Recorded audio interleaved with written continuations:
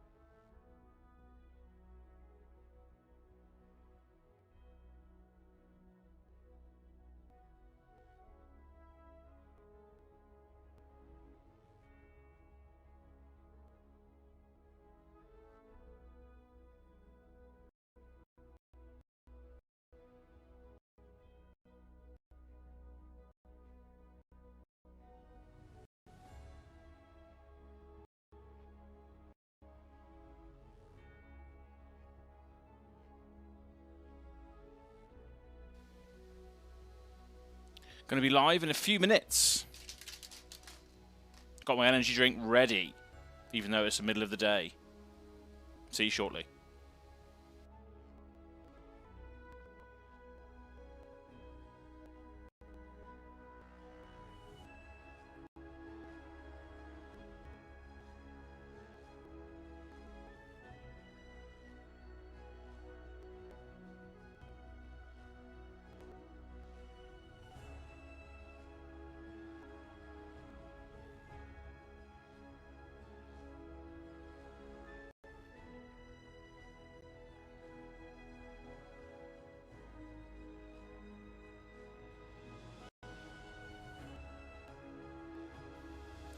Good morning, Andrew, and welcome to the chat. It's good to have you here, even though you have no interest in this game. So thank you for joining me. Thanks for support.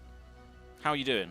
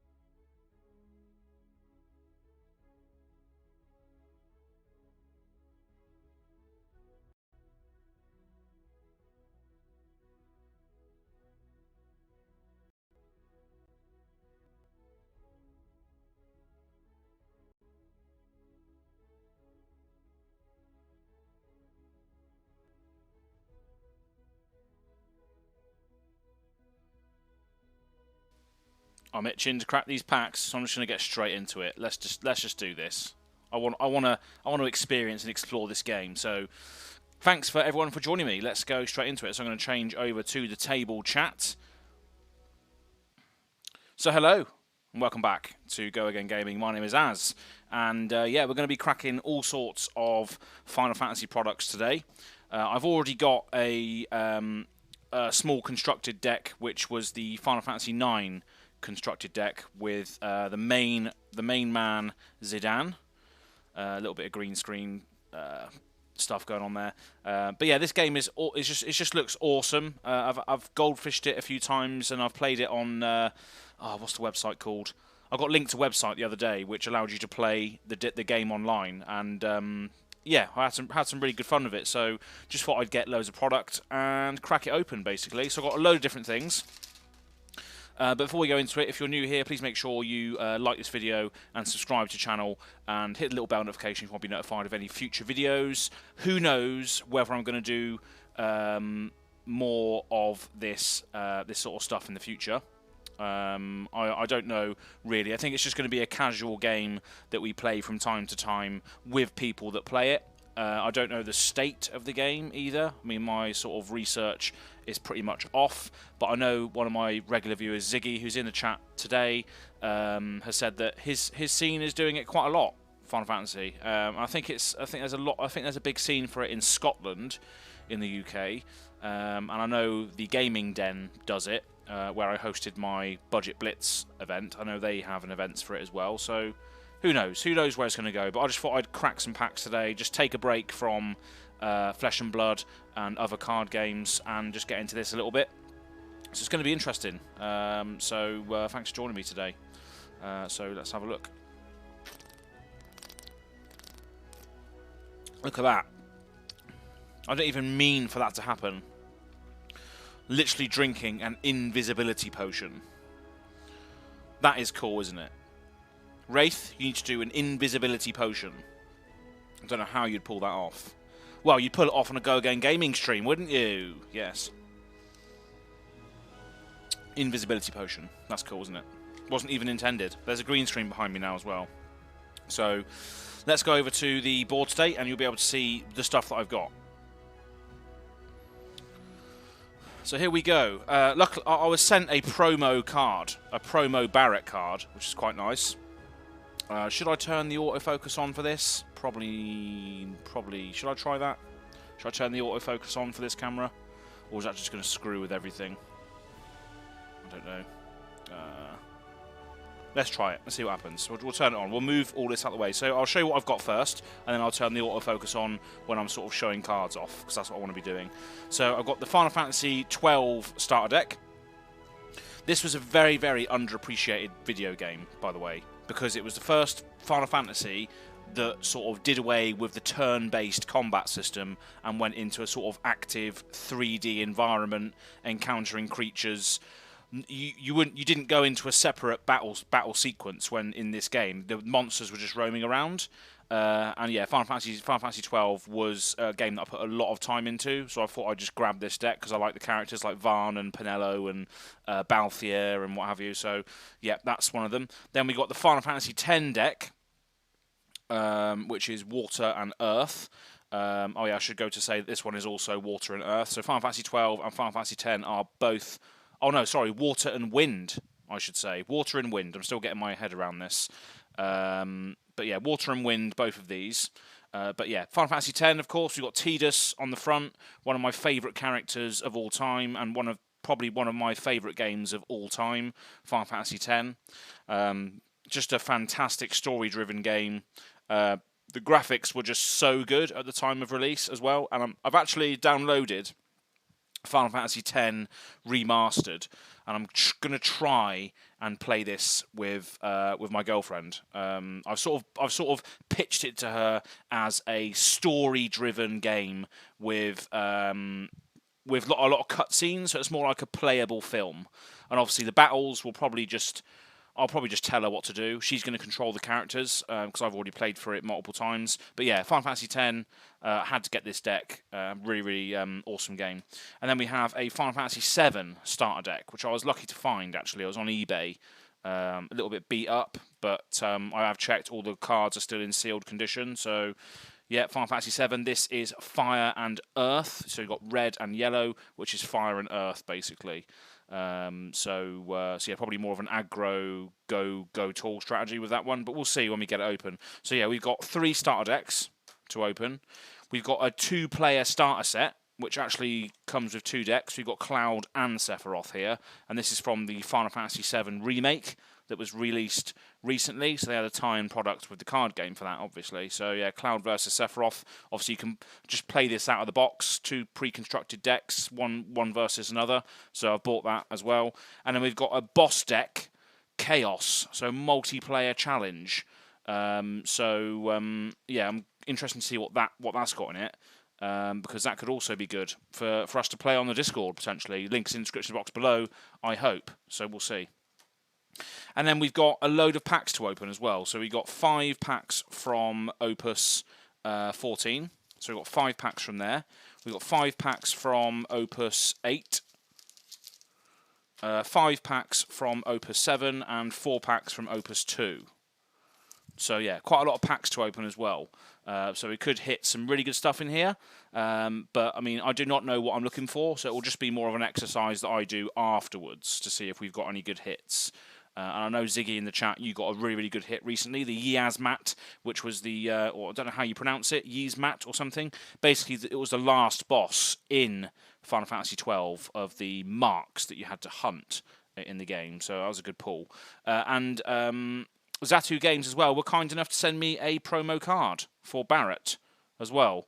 So a full art promo card Barrett, which was nice of them. They must have seen that I was ordering quite a bit of product, and all of this product came from a variety of different places. So yeah, that's cool. And this is actually a dual. I don't know what they call it. So this is Fire and Earth combined. So you need to be able to pay for this with both a Fire backup and an Earth backup to be able to get it onto the field, which is harder. But yeah, 9,000 attack and some awesome abilities. But we'll get to that later. But yeah, it's nice for them to send me that. So yeah, Barrett promo card, which is nice. So I've got a Final Fantasy VII deck to put him in, which is Fire and Earth. So yeah, that's cool.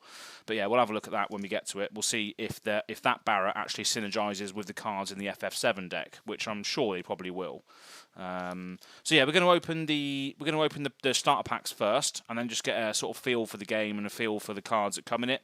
And I'll try my best to explain how it works in comparison to other games. But again, I haven't played much of it myself, so I could be completely and utterly wrong in some places. So we're going to start with the Final Fantasy VII deck.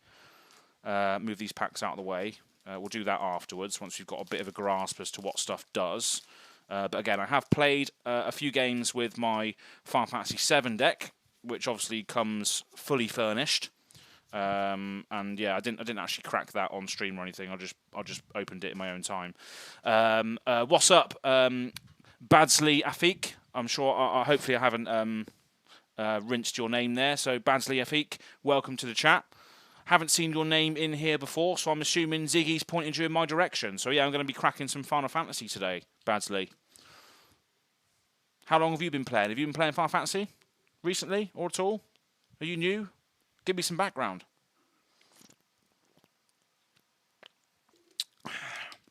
Drinking some more invisibility potion. Oh yeah. Right, so we're going to be opening the Final Fantasy VII starter deck first. I'm going to change it to autofocus as well, so bear with me while I do that. Droid cam. So, but fill. No, it's properties, isn't it? Properties, and then configure video. Where's the configure video tab gone then? Where are you? You configure video tab. Where have you gone? Sorry, technical difficulties. Where is the configure video tab gone? Configure video, where is it? Why is it not letting me do it? That sucks. I don't know where it is, unfortunately.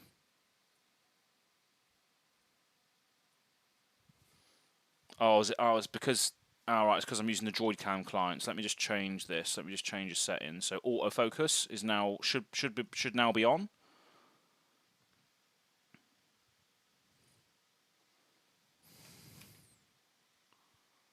No, it's not. What about the actual camera itself on top of the stand? Let's try and do that. Autofocus. Continuous. Okay, I think that's now going to work, hopefully. So let me just close this down. Sorry about this. Sorry about this. Just move this back over here so I can see what's going on with the YouTube. What's up? Final Fantasy, yeah, kind of new. My standard deck was Shinra versus Avalanche. Oh, right, okay. Hello there, Roxas Tan. Welcome to the chat. To be honest, the new standard deck now is kind of GG. Okay. Yeah, well, I haven't played much standard at the moment. I haven't played anything, really, apart from the deck that I got recently, which was the Final Fantasy IX deck. So those decks are probably garbage in comparison to what you've been experiencing then, I imagine. So... and yeah, you might even know some cards that I don't know then, which is good. So thanks for popping in. This is the first time I've actually cracked a load of stuff on camera. So yeah, let's have a look then. So this is the Final Fantasy VII starter deck. A few of you may already know what's in here, but I'm just gonna open it and hyped on the Final Fantasy VII starter deck. Yeah, I am as well, 100%. I absolutely love Final Fantasy VII. And the local game store that I actually got this from as well gave me a foil Barrett card as well. Promo Barrett. Yeah, that's much better. You can see that now, can't we? So yeah, it's quite cool. So if Barrett deals damage... So if Barrett is dealt damage less than his power, the damage becomes 0 instead. That is ridiculous. And then the job Avalanche operative forwards other than Barrett you control gain haste. So that's mental. So none of your forwards actually take damage if they take less than 9,000 damage, right? If Barrett is dealt damage, it becomes 0 instead. Okay, so yeah, Barrett himself. That's pretty good, isn't it? So Barrett's basically invulnerable to everybody who has power less than him, and he gives all of your forwards haste if they're Avalanche operatives, which I think is fantastic. And then you can also discard one card and choose one job Avalanche operative other than card name Barrett in your break zone, which is basically your discard pile, and put it back into your hand. So there's recursion on this guy as well. Fantastic. So thanks for sending me the promo, Zatu Games. Thanks for that. But yeah, obviously they know you then, Ziggy. Thanks for inviting him into the chat.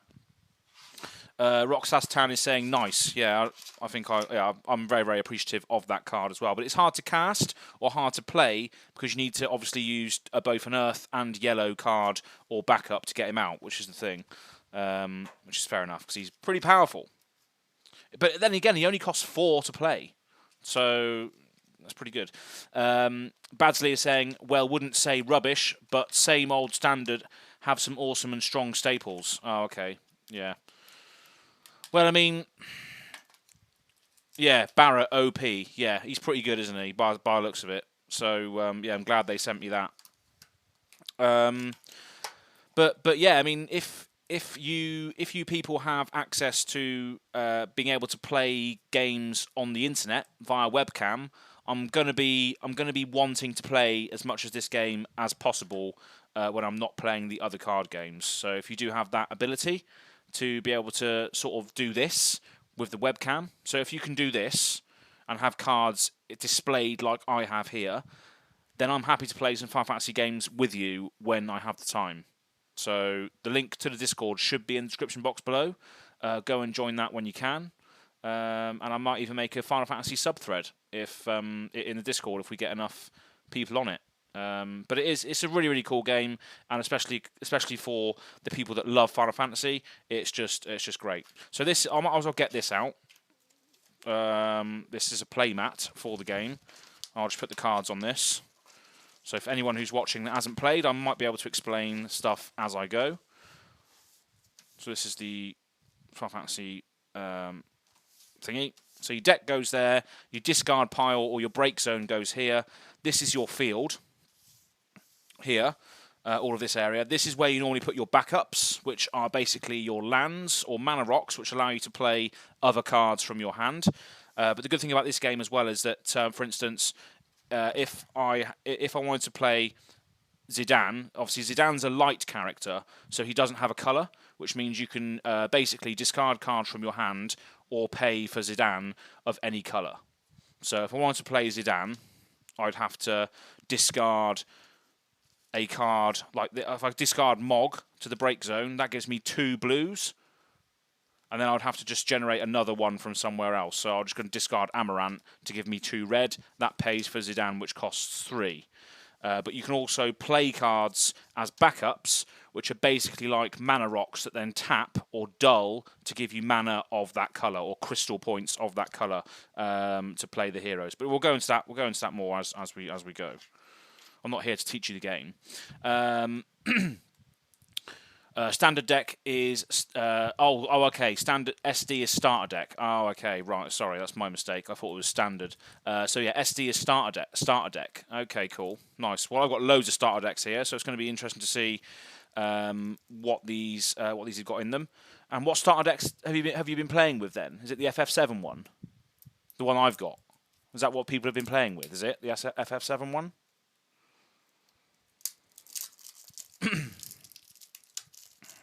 So yeah, here we go. This is the first one. So the card quality of this game as well is really awesome. It just feels really nice, and you got well, as soon as you get them out the pack, they're very. It's hard to explain. They're very very hard to pull apart because the quality is so high. But if you look at the back of the card, it's like very glossy. Look at that. It looks very nice.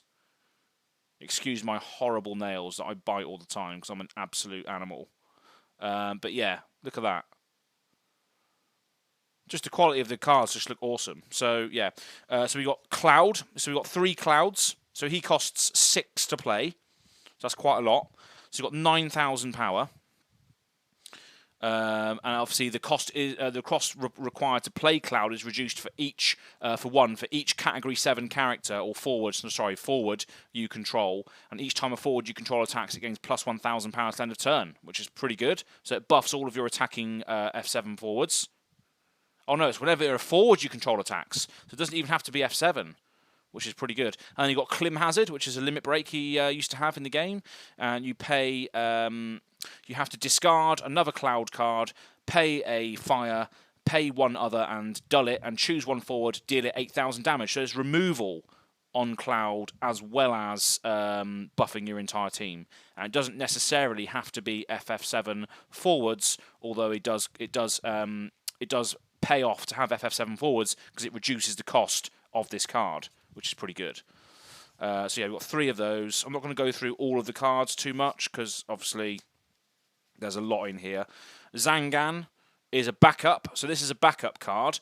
So backups basically you can dull them or tap them to add 1 colour of that identity there. So if Zangan was out on the field like this, I'll be able to tap Zangan to then give me 1 red crystal point to be able to play the Clouds or play the Tiffers of the deck. So, but you do have to pay for these cards themselves. So backups don't come into play like lands in Magic. They do cost you stuff to get them out in the first place, which I think is quite good because you have 2 ways of paying for your cards in this game. You can either play backups and then tap the backups to generate the crystal points, or if you had this in your hand, for instance, you always have 5 cards in hand, then what you can also do is you can discard any number of cards to give you that much resources of that colour. So you get 2 per card, basically. So if you were to discard this Zangan,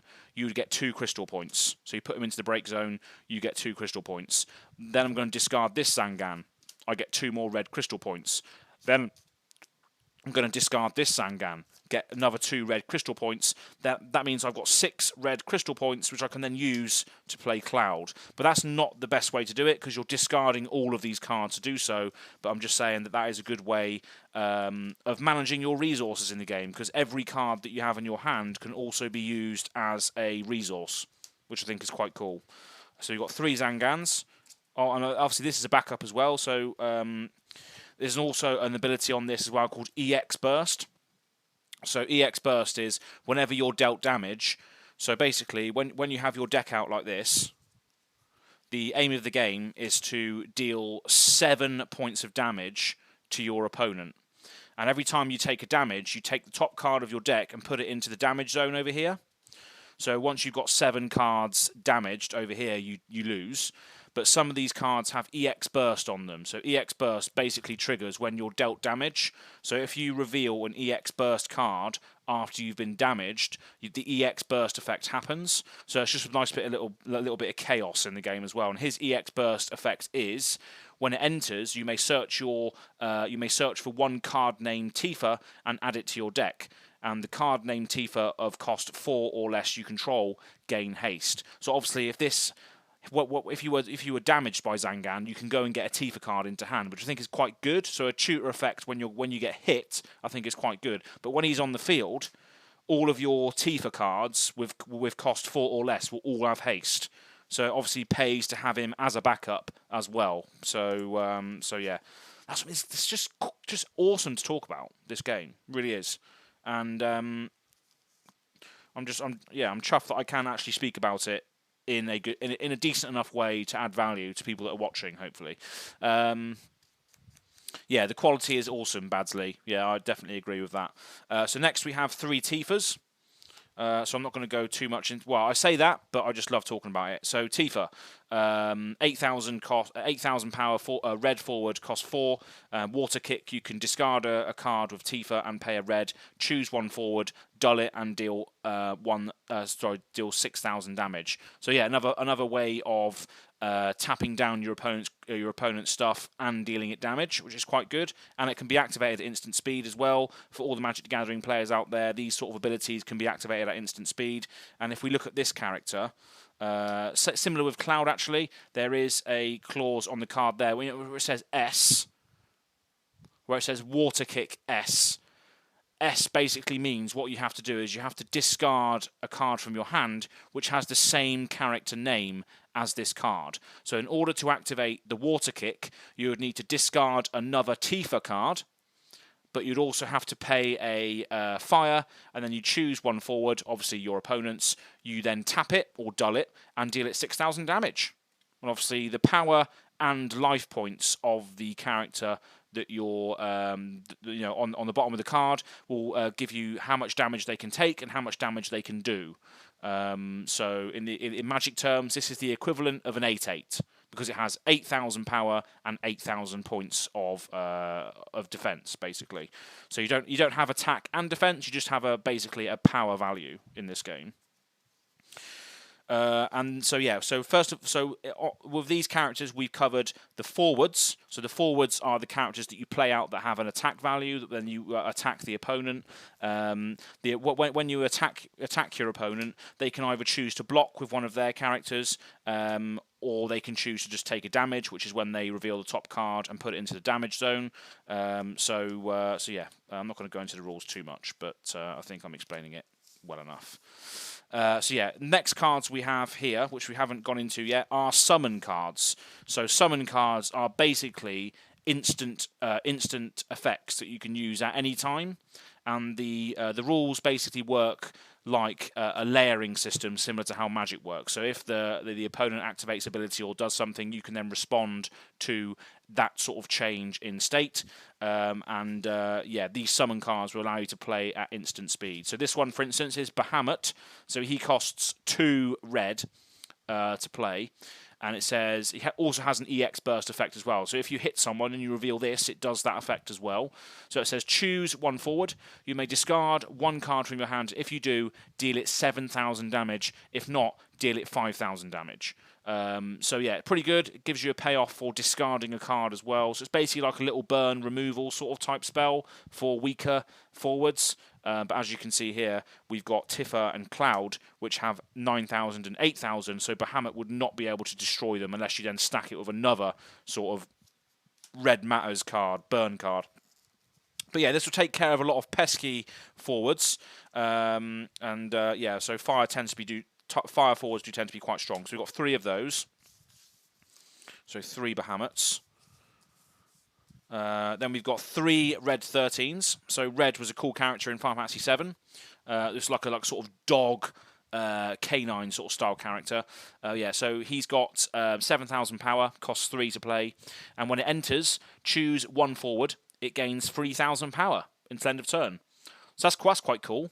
So if you play red, he then pumps up one of your other characters for the turn, and then next turn he can obviously be a 7,000 power forward, which is quite good. And you've got Cosmo Memory effect on here as well. So his ability is Cosmo Memory. It says, well, it's quite expensive. It's an S ability, which means you have to discard another card called Red 13, and then you have to pay red, red, red, red, and tap, and deal 6,000 damage to all the forward opponent controls. So that's pretty good. That could wipe their field if they've got a lot of annoying forwards that aren't necessarily powerful, but in a critical mass, you can destroy all of them, potentially with red. And he's a 7,000 power character on his own, but when he also enters, you get to buff something else for the turn, which I think is quite good. Let's call it forward. Then we got another summon card. We've got Ifrit. It's got 2 of these. Costs 1 red crystal point to play. It's got an EX burst effect as well. So if you're dealt damage and you reveal this card, it does trigger. But just says choose 1 forward, deal it 4,000 damage. So nice little burn, sort of lightning bolt style spell there in Ifrit. Then we got some backup cards. So these are the generic sort of cards you want to play down to pay for your things. So let me just show you these. They all have various different effects. So they're very obviously the card quality is very high, so they all get stuck together. Here we go. So first of all, we've got Black Mage and Black Mage. So obviously these are backups that cost 2 to play. So it basically costs you 1 red card in your hand, because you discard a red card, get 2 crystal points of red colour, and you play this onto the field permanently.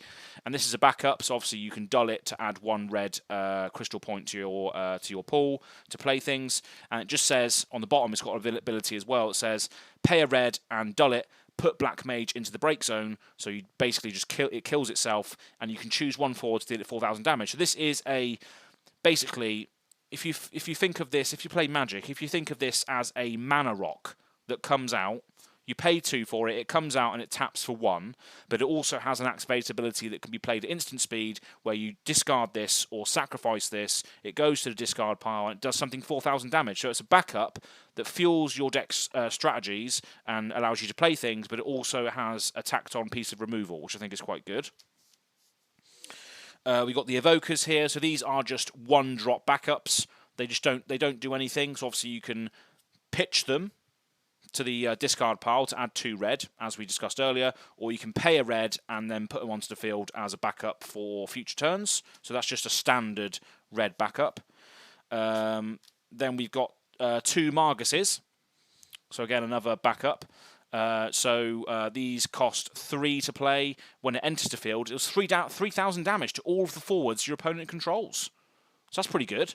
It does cost a lot, but obviously it can wipe the field of all of your opponent's pesky forwards. And obviously when it's on the field, of course, it dulls itself to add 1 red colour mana, or 1 red crystal point.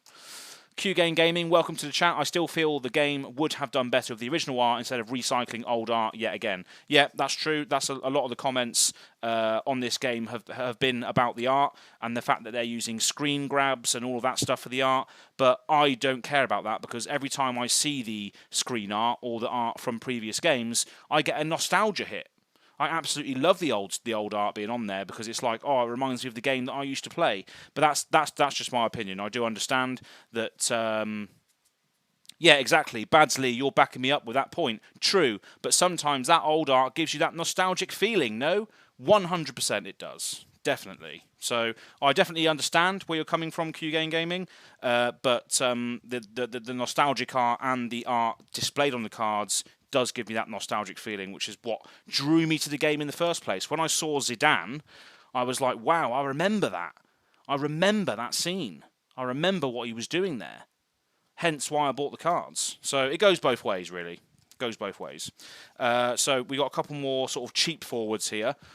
These are basically just they're not great. You can obviously play them as a forward if you really, really need to, but these are basically used just to discard to gain resources, because they're just general attacking units. So you've got a samurai here, which has 6,000 power. He's got the brave ability. So brave is basically vigilance. So attacking does not cause this forward to dull. So yeah, so it's it doesn't really need to You can basically attack and leave it up to block, is what I'm trying to say. But yeah, these are just general units. And again, you only play these out of utter desperation. You probably just pitch these to play better backups or better heroes. But yeah, they're in the deck anyway, regardless. Then we got a cool character, Vincent. Vincent Valentine was awesome in Final Fantasy VII. He used to transform into all of these awesome beastie monsters and what have you. And he always used to do these different things. So I just absolutely love Vincent. And he is the first Earth character that we see in this deck. So he's got yellow crystals. What I should also mention as well is if you're trying to play a card, for instance, if you're trying to play Cloud, you do need to, because he costs 6 red, you don't need to fulfill that 6 cost with all red crystals.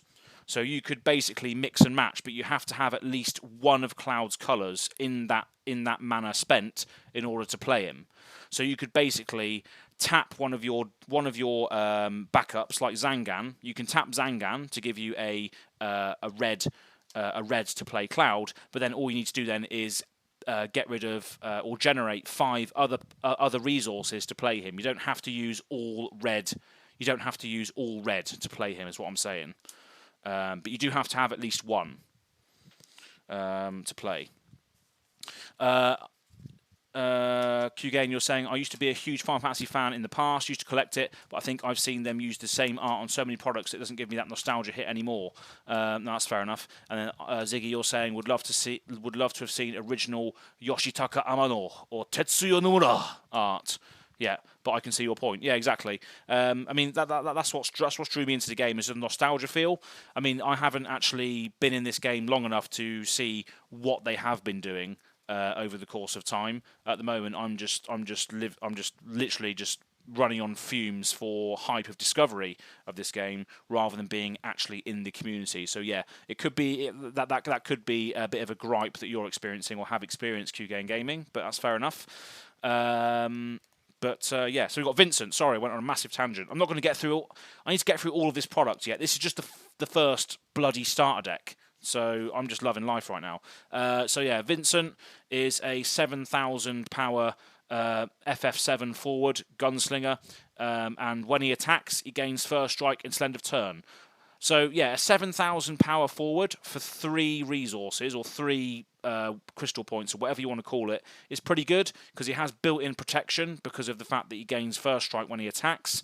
But still, it's just cool to see him in there. There's a lot of other good Vincent cards that do other things though, which is pretty nice. But yeah, nice to see him in there because I love FF7. Badsley, you're saying, damn, red cards really have that niche interruption like breaking and reducing opponents' forward power. Yeah. I mean, I wouldn't know at this point, but yeah, I imagine there's a lot of cards that will do stuff at instant speed in red. Anyways, good luck with the stream. I got to go in a bit. Thanks, Q-Game Gaming, for stopping by. Yeah, very, very innovative box opening video that you did as well recently. Right, so let's go to the next one, which is Wedge. So we've got Wedge, Jesse, and Jesse in this deck as well, which is quite cool. So all part of the Avalanche squad. So we've got Wedge. So this is a backup. So it's a 4-cost backup. So it's quite a lot. But it says when Wedge enters the field, you may search for one card named Biggs and add it to your hand. So what does Biggs do? Let's go and find Biggs. So Biggs, there's 3 copies of all of these Avalanche members in here. So Biggs costs 2. And this is also a backup. And it says when a backup you control is put into the field from the break zone. When a backup you control is put from the field into the break zone, deal 1,000 damage to all the forwards opponent controls. So this actually synergizes quite well with the aforementioned Red Mage card, wherever that was. Margus. No. Where is it? Black Mage. This is the one. Because Black Mage puts himself or herself into the break zone and deals a forward 4,000 damage. So then if you activate the Biggs as well, well, you don't even have to activate it. It just triggers. When a backup you control is put into the field, into the break zone, deals 1,000 damage to all forwards. So that then turns into 5,000, basically, with Bigs out. So that's quite a nice little inherent synergy there. And then we have Jesse as well, part of the Avalanche team. So this is another backup, which is quite thematic because they're obviously all backups to the main characters like Cloud and Barrett and the other Avalanche members.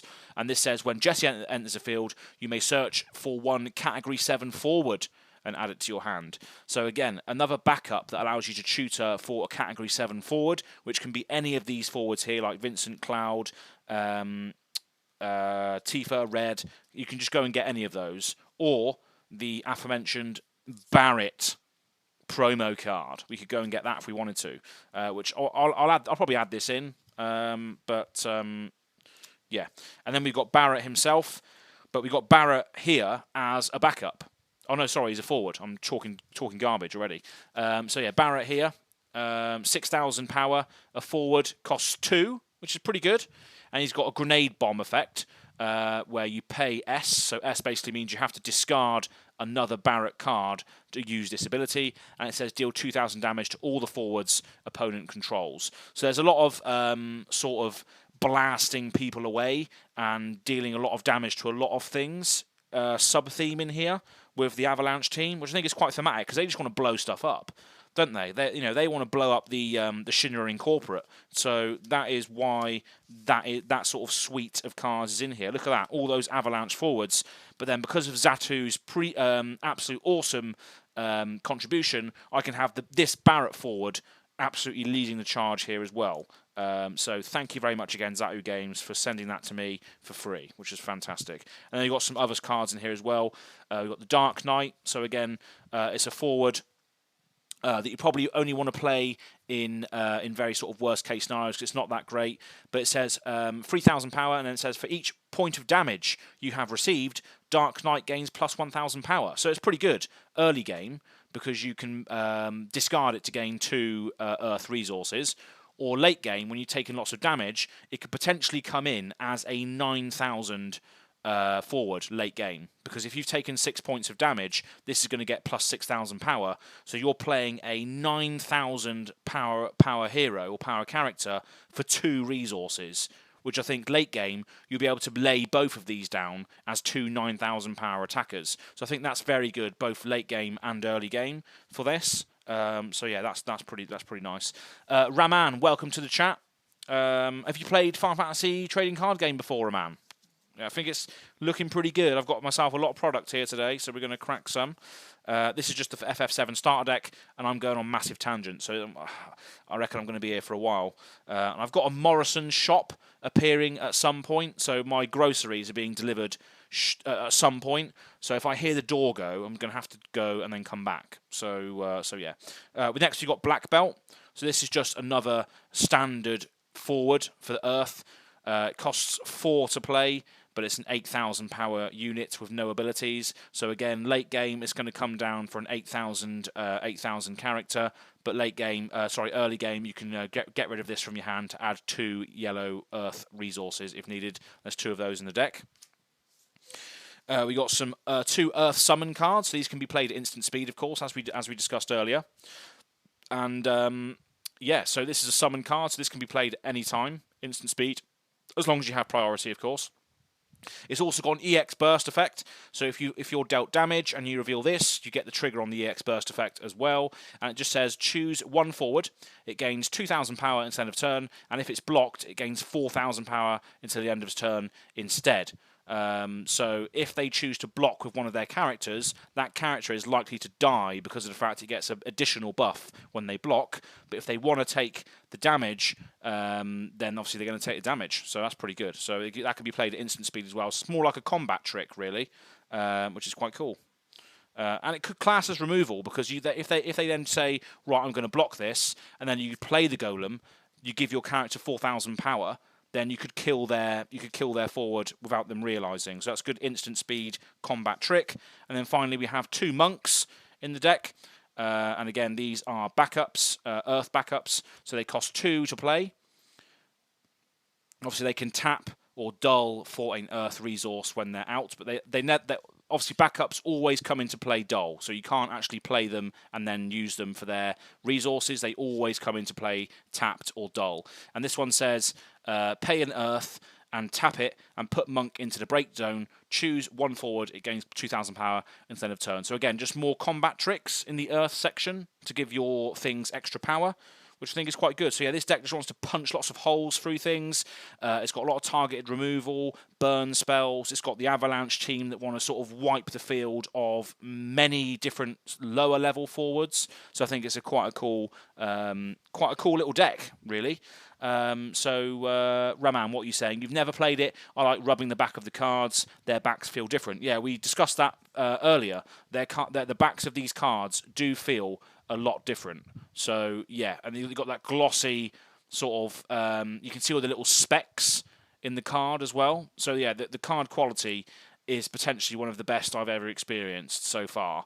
And you get that feel when you open these packs, all the cards are like sort of stuck together because they're very thick, very high card quality. So yeah, very, very good. But that's the Final Fantasy VII starter deck, and I think yeah, that's got a lot of stuff going for it. There's a lot of cool stuff going on in there, and I'm not gonna take it apart or anything yet. I'm gonna keep it all together for now, just so I've got decks to play straight out of the box. Although I probably will put that Barrett promo card in there at some point. So let's just open this Barrett promo card so we can see how that could synergize with the deck that we've just pulled. Badsley, you're saying high quality stuff, good stuff, and then yeah, Raman, you're also agreeing. You're saying you agree with that. Yep, it's very, very high quality. And wow, look at this. This is cool. So this is the Barrett card that we were given. So as you can see here, this Barrett card at the top left corner, it says it costs 4, but it's got a red and yellow symbol. So with this card, you do have to pay red and yellow sources to get it out. Whereas with this Samurai card, for instance, you know you only have to pay a red into it, and then you can pay with any other color. With this, you do have to use a red and a yellow at very least before you make up the difference to pay. So yeah, and this says if it's dealt damage. Oh, I've already read this out, but yeah, very, very good, very, very good card, Barrett. Let's get that in a sleeve, shall we? Where's my sleeves at? Is that one there? Let's get him in a sleeve because he deserves it. Look at that. There we go. Nice. He's in a sleeve. Lovely old job. So that's Final Fantasy VII starter deck. I'm going to put that back in the box for a moment. I'm just going to nip downstairs. I'm just going to put a sign on the door saying that. Oh, I can't do that. I should have to open the door then. I have to open the door so I can actually hear if my shopping arrives. Because obviously I need to go get that. So I'm just going to open the door quickly so I can hear what's going on. But yeah, that's the Final Fantasy VII starter deck. I should really put the other stuff back in there. But yeah, really, really like the look of that. That's really cool. So that's the Final Fantasy VII starter deck. Let's do the Final Fantasy X starter deck now, shall we? Just going to open the door quickly. Bear with me one sec.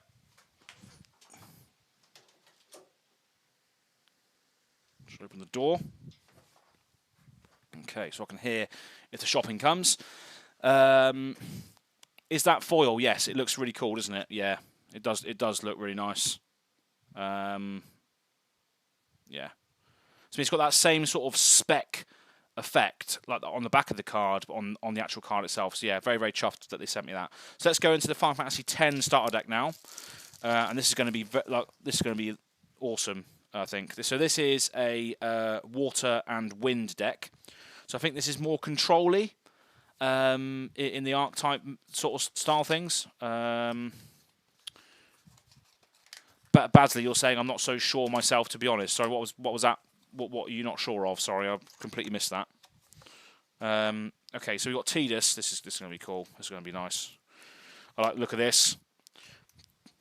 So as I mentioned before at the very, very start of the stream, I've downloaded the Final Fantasy X remastered Final Fantasy X remastered games recently for PC, which I'm going to try and get my girlfriend to play with me. And I've sort of pitched it as a story-driven game, which you can basically play through like a film, which it basically is, really. There's a lot of cutscenes in there. What are the difference between stars? What are the difference between stars? What stars do you mean? Those stars? What, on the card? What, those ones there? Is that what you mean? The difference between stars?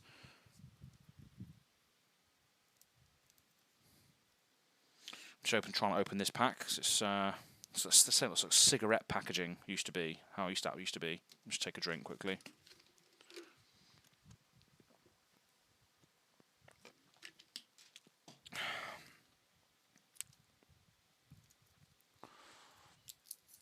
But yeah, I was lucky to get my hands on all of this stuff, really. Starter decks are quite hard to find because of the fact they're just not printed anymore. So I was lucky to find these. So we've got... Oh, look at that. Look how stuck together they are. Wow, that's crazy. Oh, wow.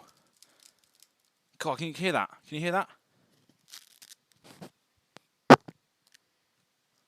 They are stuck together like nobody's business. What's the difference between stars? The one you said 7 and 10 stars. 7 and 10 stars. I don't remember saying that. 7 and 10 stars. That represents the cost of crystals. In MTG, it's mana cost to play. Yeah. So sorry. You wasn't here earlier, but I did go through a brief explanation of how to play cards. So this is quite a complicated one to explain, because Barrett has red and yellow, which means in order to play Barrett, you need to be able to generate both red resources and yellow resources in order to play him.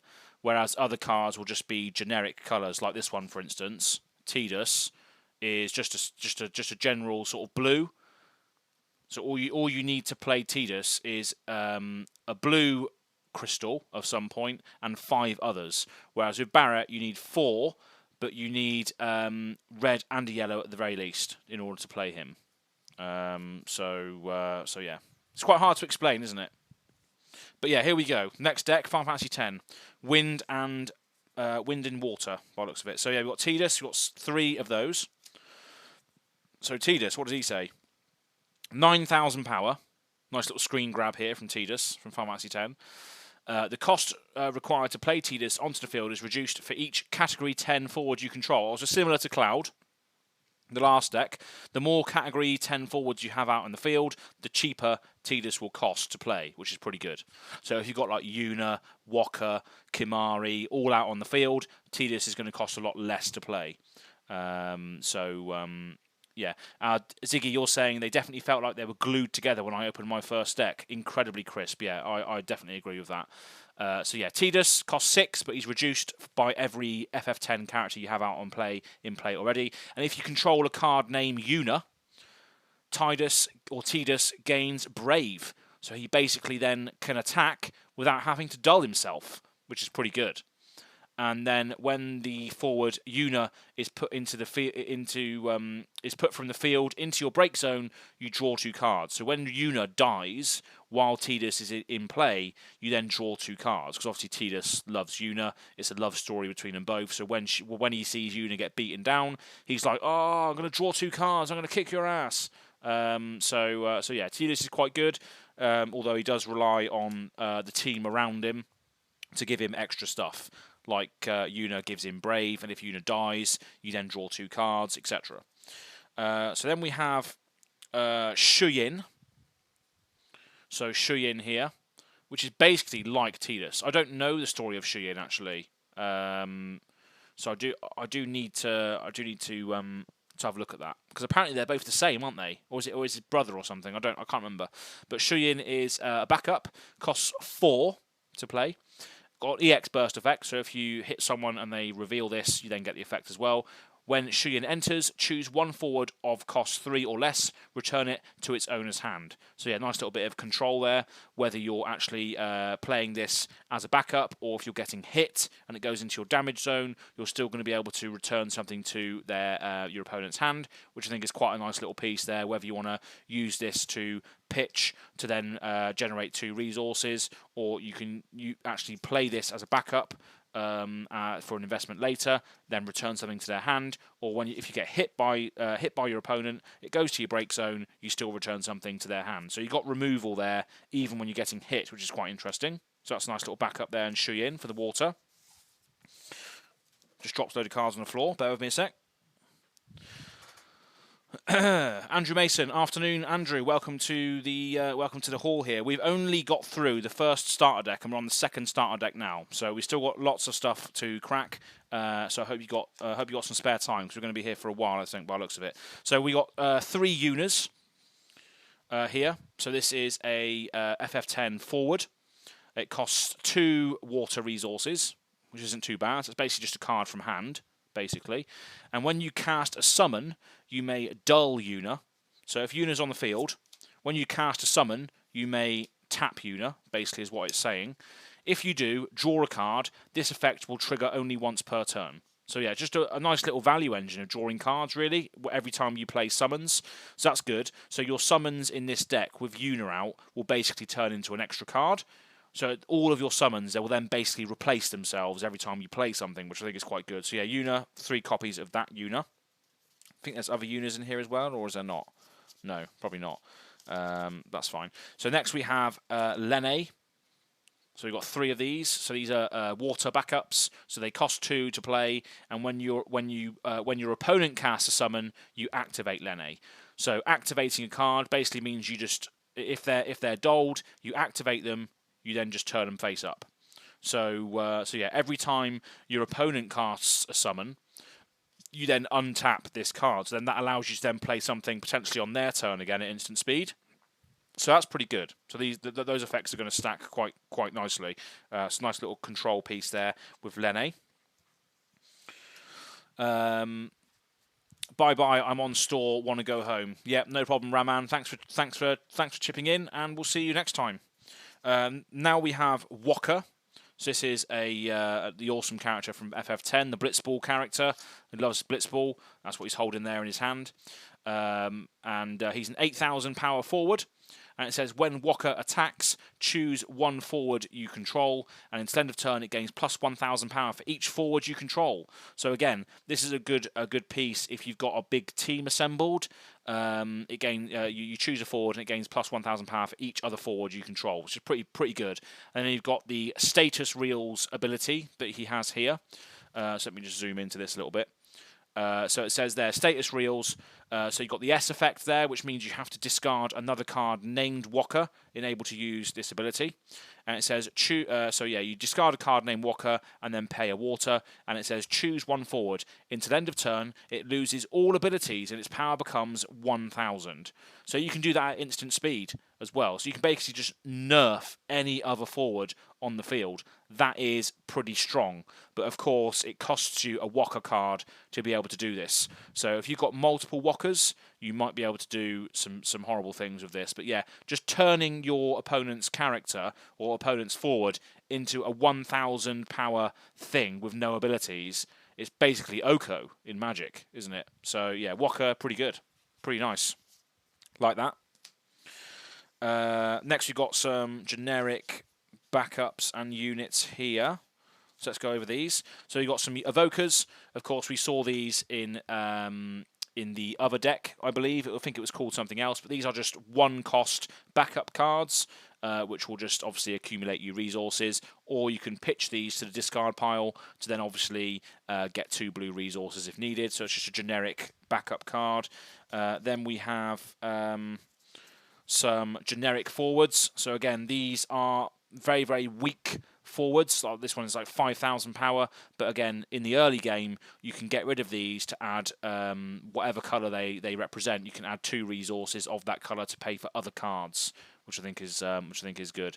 But this one says it's got 5,000 power, costs 2, and it says the forwards forming a party with Knight don't receive any damage. So that's very good. So in this game, you can also attack as a party. So if I just go through some combat, for instance, let's just get these out of the way for now. So let's just say all of these characters are in play, right? What you can do when you decide to attack someone, you can either attack them as a singular character, Like this, like Yuna's attacking for 5,000 here. So if there was something blocking Yuna which had 5,000 power or another 5,000, they would both die.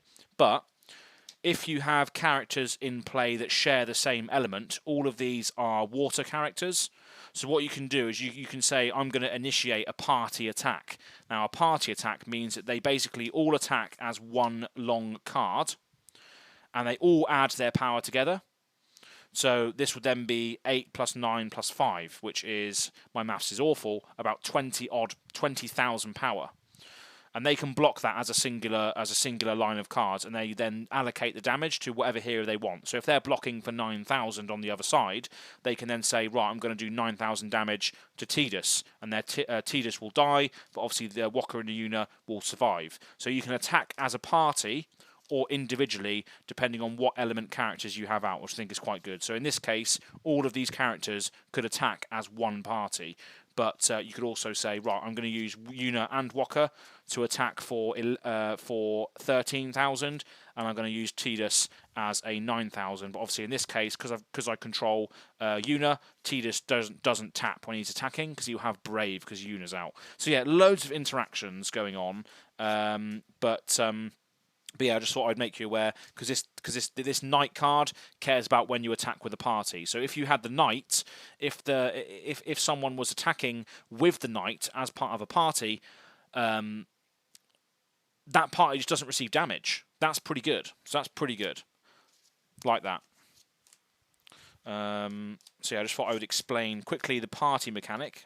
I don't know whether you can attack with everything, or whether it's just 2 characters. I don't know. I think it is all of them. I think you can choose to decide to attack with all of your characters if they share the same element. Attacking as a group sounds a lot like banding. Yes, it very much is, Andrew. So yeah, if you attack as a group, you then decide where the damage gets allocated afterwards. So yeah, very, very cool. Very cool mechanic in that case, and Knight also playing into that attack or that strategy as you attack with a party later, but obviously not great on his own as a general forward. Then we have Vikings. So these are 2-cost forwards. They have 1,000 power, so not ridiculously good. But then it says when it enters the field, draw 1 card. So basically, you're paying for the Viking. He's coming in as a 1,000 power forward, but then he replaces himself with another card, which I think is okay. But 1,000 power, you know, you're getting a body on the field which can block, I guess, and you're drawing a card. So I guess it's quite good early game if you want to sort of just get something down, draw a card, being able to block something. But yeah, not the most powerful card there. Then we have 2 Geomancers. So these are forwards again, but not the most powerful forwards. 6,000 power, they cost 3. And it says when Geomancer is put into the field, from the field into the break zone, you draw 1 card. So again, another forward that you can just play that will replace itself when it dies or when it goes to the break zone. So yeah, basically just stalling your opponent by playing these cards. They then die, you then draw a card, etc. So, but also all of these cards can be used to obviously discard them from your hands to gain 2 resources of the colour of what they are, which again is good. So now we're going into the couple of summons here. We got Leviathan. So Leviathan was always one of my favourites in the game. He always used to come with a huge tidal wave that used to wash over the opponents, which I think was quite good. This has got an EX burst effect on it as well. So if you hit me and I reveal this Leviathan as the point of damage, I get to use the effect because it's obviously an EX burst. And yeah, it just says choose 1 forward, return it to its owner's hand, which I think is quite good. Like a little piece of removal, stalling effects here, costs 3 to play and can be played at instant speed. So when they attack you, if you don't like that attack, you can just say, right, Leviathan, that goes back to your hand, etc. Or you can return other cards that you control to your hand, which is going to come into effect with the next card, which is Brother. Actually, no, it won't affect this because this is a backup card, so I'm talking trash already. So yeah, Brother is the first wind card that we see in here. Awesome Blitzball player as well, so if you've played Final Fantasy X, you want to be getting him on your Blitzball squad because he is absolutely awesome in the game.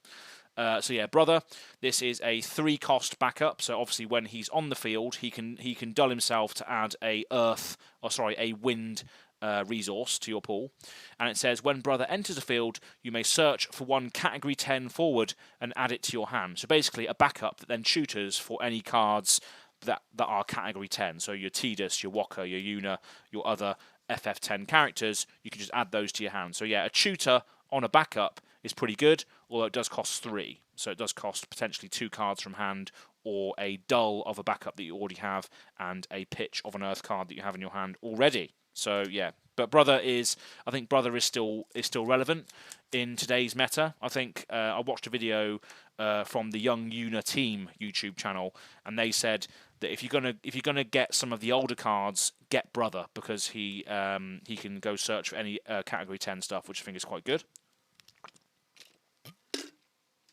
Drinking more invisibility potion. Next we have one of my favourite summons in the game, and that is Valafor. Or Valafor, Valafor, whatever you want to call it.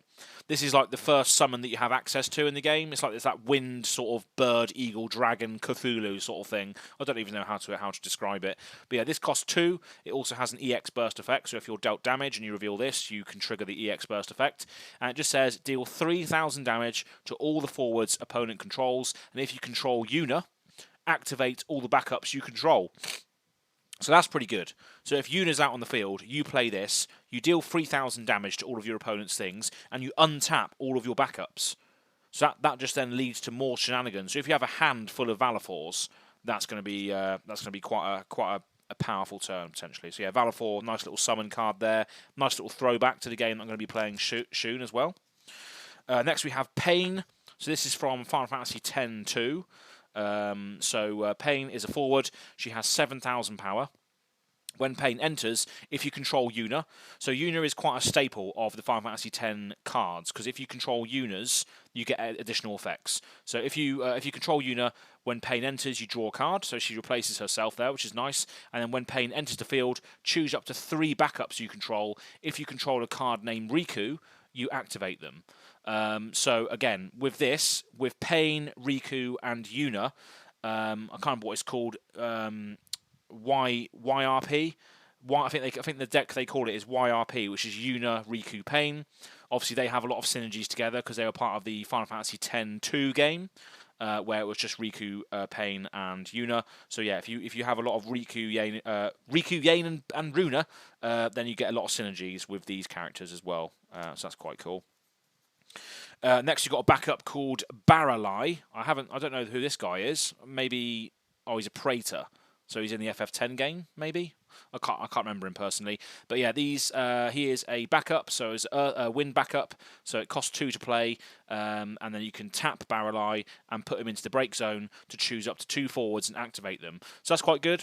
So you can activate 2 forwards, so you can attack, and then you can then crack Baralai, set them to the break zone, and untap them. So you can pseudo give some of your forwards Vigilance or Brave, as known in this game, or if any of your forwards have activated abilities like Waka, you can then do that multiple times if you've got the cards to do so. So yeah, I think that's quite a cool suite of cards there for Baralai as a backup. Only costs 2 as well, which is nice. Next we have 3 Rikus. Or 3 waifus, should I say? She's definitely waifu material. So she's a forward, 6,000 power, costs 4 to play. 4 earth, or 4 wind, that is. I keep getting them. If I keep thinking green is earth for some reason, it's because it's in Flesh and Blood, isn't it? Green is earth in Flesh and Blood. So if you control Yuna, again, Riku gains plus 2,000 power and cannot be chosen by summons. So that's quite good. So she basically has hexproof from instance if you control a Yuna card. And if you control a Pain card, Riku gains plus 2,000 power and Riku cannot be chosen by abilities. So if you control Yuna and Pain with Riku out, Riku is basically going to be a 10,000 power forward which cannot be targeted by abilities or summons, which is just vile, really. So we've got 3 of her in there. So she is very tricky. And again, sort of going into that YRP strategy of having Yuna, Riku, and Pain cards in your deck, there is a whole deck or whole meta built on that, I believe. I don't know how prevalent it is at the moment, but yeah, YRP is definitely a thing. And then we have some cool little backups and other forwards here. We've got 2 Wind Evokers, which are basically just the 1 cost drops that then dole to add the element. We got 2 Sylph summons. So this is a 1-cost summon. So obviously summon can be used at any time as long as you have priority, instant speed. It says choose 1 forward, activate it. All the forwards you control gain plus 1,000 power instead of turns. This can be used as a combat trick or giving something pseudo brave, as I said earlier. And it's got an EX burst on there as well. So if you are hit, obviously the ability will trigger itself, which is quite nice. So yeah, it's a nice little summon. Then we got 2 Devouts. So these are backups that cost 5 to play. So what do these do? So these cost 5 to play. When it enters the field, choose 1 forward of cost 2 or less from your break zone and play it onto the field. So that's pretty good. So this is a backup that will then allow you to dull it to add wind resources when you want to play more things. But when it enters, you get to choose to return something to the field, which in this case would probably be something like Una, which costs 2.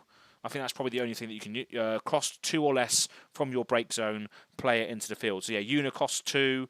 I think there's a few other ones that cost 2 forwards, like Knights and Vikings will cost 2. So yeah, I guess you can get that sort of stuff back. But I think yeah, you want to be getting Una back with this. But yeah, 5 cost again is pretty good for getting something back late game. But early game, you can still pitch these or discard them to gain 2 resources of the colour that they are, which is a nice mechanic for obviously early game and late game, depending on how you wanna look at it. And then we have some more forwards here. We've got ninjas. We have Katsu. So this is a 6,000 power forward, costs 3, and it says pay a wind and discard a card from your hand. Choose 1 forward, deal it 2,000 damage. So nice little bit of sort of mono red sort of style thing here, where you can discard a card and just deal some damage to your opponent's forwards. So you've got 2 of those in there. And then we got archers. So we've got two of these, 2 forward archers. They're 3,000 power. They cost 1 to play. And it says first strike. So first strike basically works in the same way as it does in Magic. So if you block or attack, you will hit them first. So if you have more power than them, they die and you survive, basically. So you hit them first rather than taking damage simultaneously. So that's that deck. So yeah, a lot of cool stuff going on in that deck. So it's good to crack that and see what we get with that. So that was nice to experience. I do like the FF7 deck a lot more this at the moment though, but this seems pretty cool. So yeah, that's that deck. So that's Tidus. Just get the box again.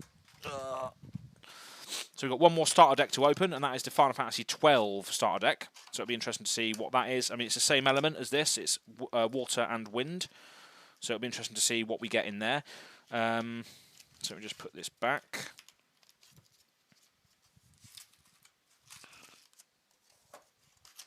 But yeah, again, I'm not sure. Have I linked the Discord in the notes? Because if any of you have the ability to play on, I have linked to Discord. I think that link works. I think. Can someone in the chat, if you can someone in the chat check to see if that Discord link works in the description box? Because if you're not in the Discord already, go and join it, because I want to play some of this game. If you do have decks and you do have a webcam set up, I do want to start jamming some of these games 110%.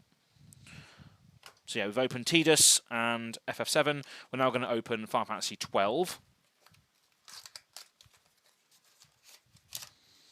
And again, this is wind and water.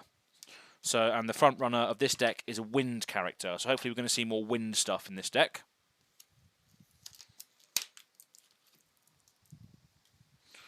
Did I keep my Final Fantasy VII starter deck case? I don't think I did. That's a shame. That's annoying. Never mind.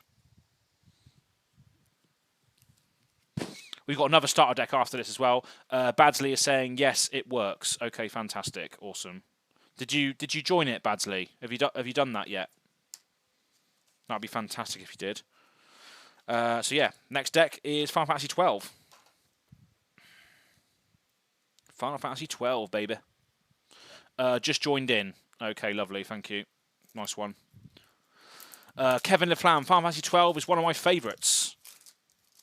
Final Fantasy XII. What, Final Fantasy XII? The game or the deck? Yeah, the game is very underrated.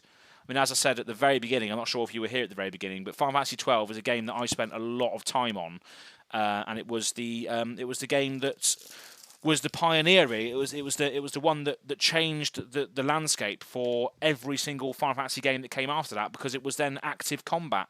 You know, the monsters were roaming around, you could see them. It didn't sort of cut to a separate battle sequence. So yeah, it was very, very unique. A lot of people didn't take to it, but I absolutely loved it. And thanks for joining the Discord, Kevin LaFlamme. I know you support Red Zone Rogue a lot as well, don't you? I've seen your name on a lot of Red Zone Rogue's videos as well. So thank you very much for joining here today. Even though this might not be your thing, thanks for tuning in. Thanks for chilling out with me. And yeah, I've still got a lot of packs to open as well. I've got 2 more starter products to open, as well as revealing this one. So we're still going to be here for a bit of time today. Yeah, just having fun, really. Just really loving this at the moment. Loving discovering this new game.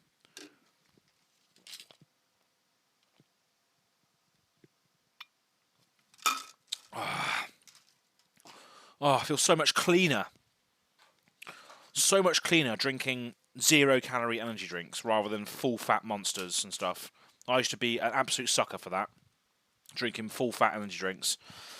And now I just feel clean. Right, so anyway, enough of the product placement. Love the game. The deck is one of the ones I picked up a few years back. Well, yeah, if you've got cards, then Kevin, and you've joined the Discord, you said we're going to be jamming this in the Discord at some point. I'm gonna want to play this a lot because I've got quite a lot of product now, as you can see. So yeah, let's get straight into this deck. So first of all, we've got the front runner, which is Varn. So Varn is the Sky Pirate of Final Fantasy 12. So yeah, this is as you can see, he's forward Sky Pirate. So yeah, Varn, there he is. Obviously in the picture as well, you've got Penelo and is it Barsh? Is his name Barsh or something? Grash? I can't remember what his name is. I'm sure I'll find out. Gambit system is pretty cool on Final Fantasy 12. Yeah, it is. Yeah, I love the Gambit system. There's a lot of innovative things in that game. But, I mean, I absolutely loved the side quests in that game. Just hunting the monsters and stuff. I just absolutely love that. But, yeah, Gambits are awesome in that game as well. Cool. So yeah. Varn, Sky Pirate, forward. When Varn enters the field, activate all the job Sky Pirates you control. Okay. So all of your Sky Pirates will basically untap when Varn enters, which is pretty good, right? Pretty good. And then it says Pyroclasm, which was a, what do they call it? Quickening ability in Final Fantasy 12. So you can discard, so the S ability, for anyone who's joined recently, the S ability means that in order to play this effect, you have to discard another card named Varn from your hand in order to do this.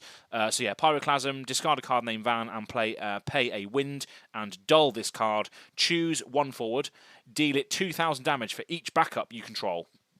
So that's pretty good if you've got a load of backups out. You know, I think you can only have 5 backups out at once. But yeah, if you've got the full complement of backups, you're going to deal the forward 2,000 damage. But obviously, you need to fuel it with Varn cards because of the S ability. So I'm not sure how much Varn you're going to have access to in this deck. But yeah, it's removal for very, very low cost there. As long as you've got a load of backups out, which is quite good. So we've got 3 of those. So nice. 3 of them.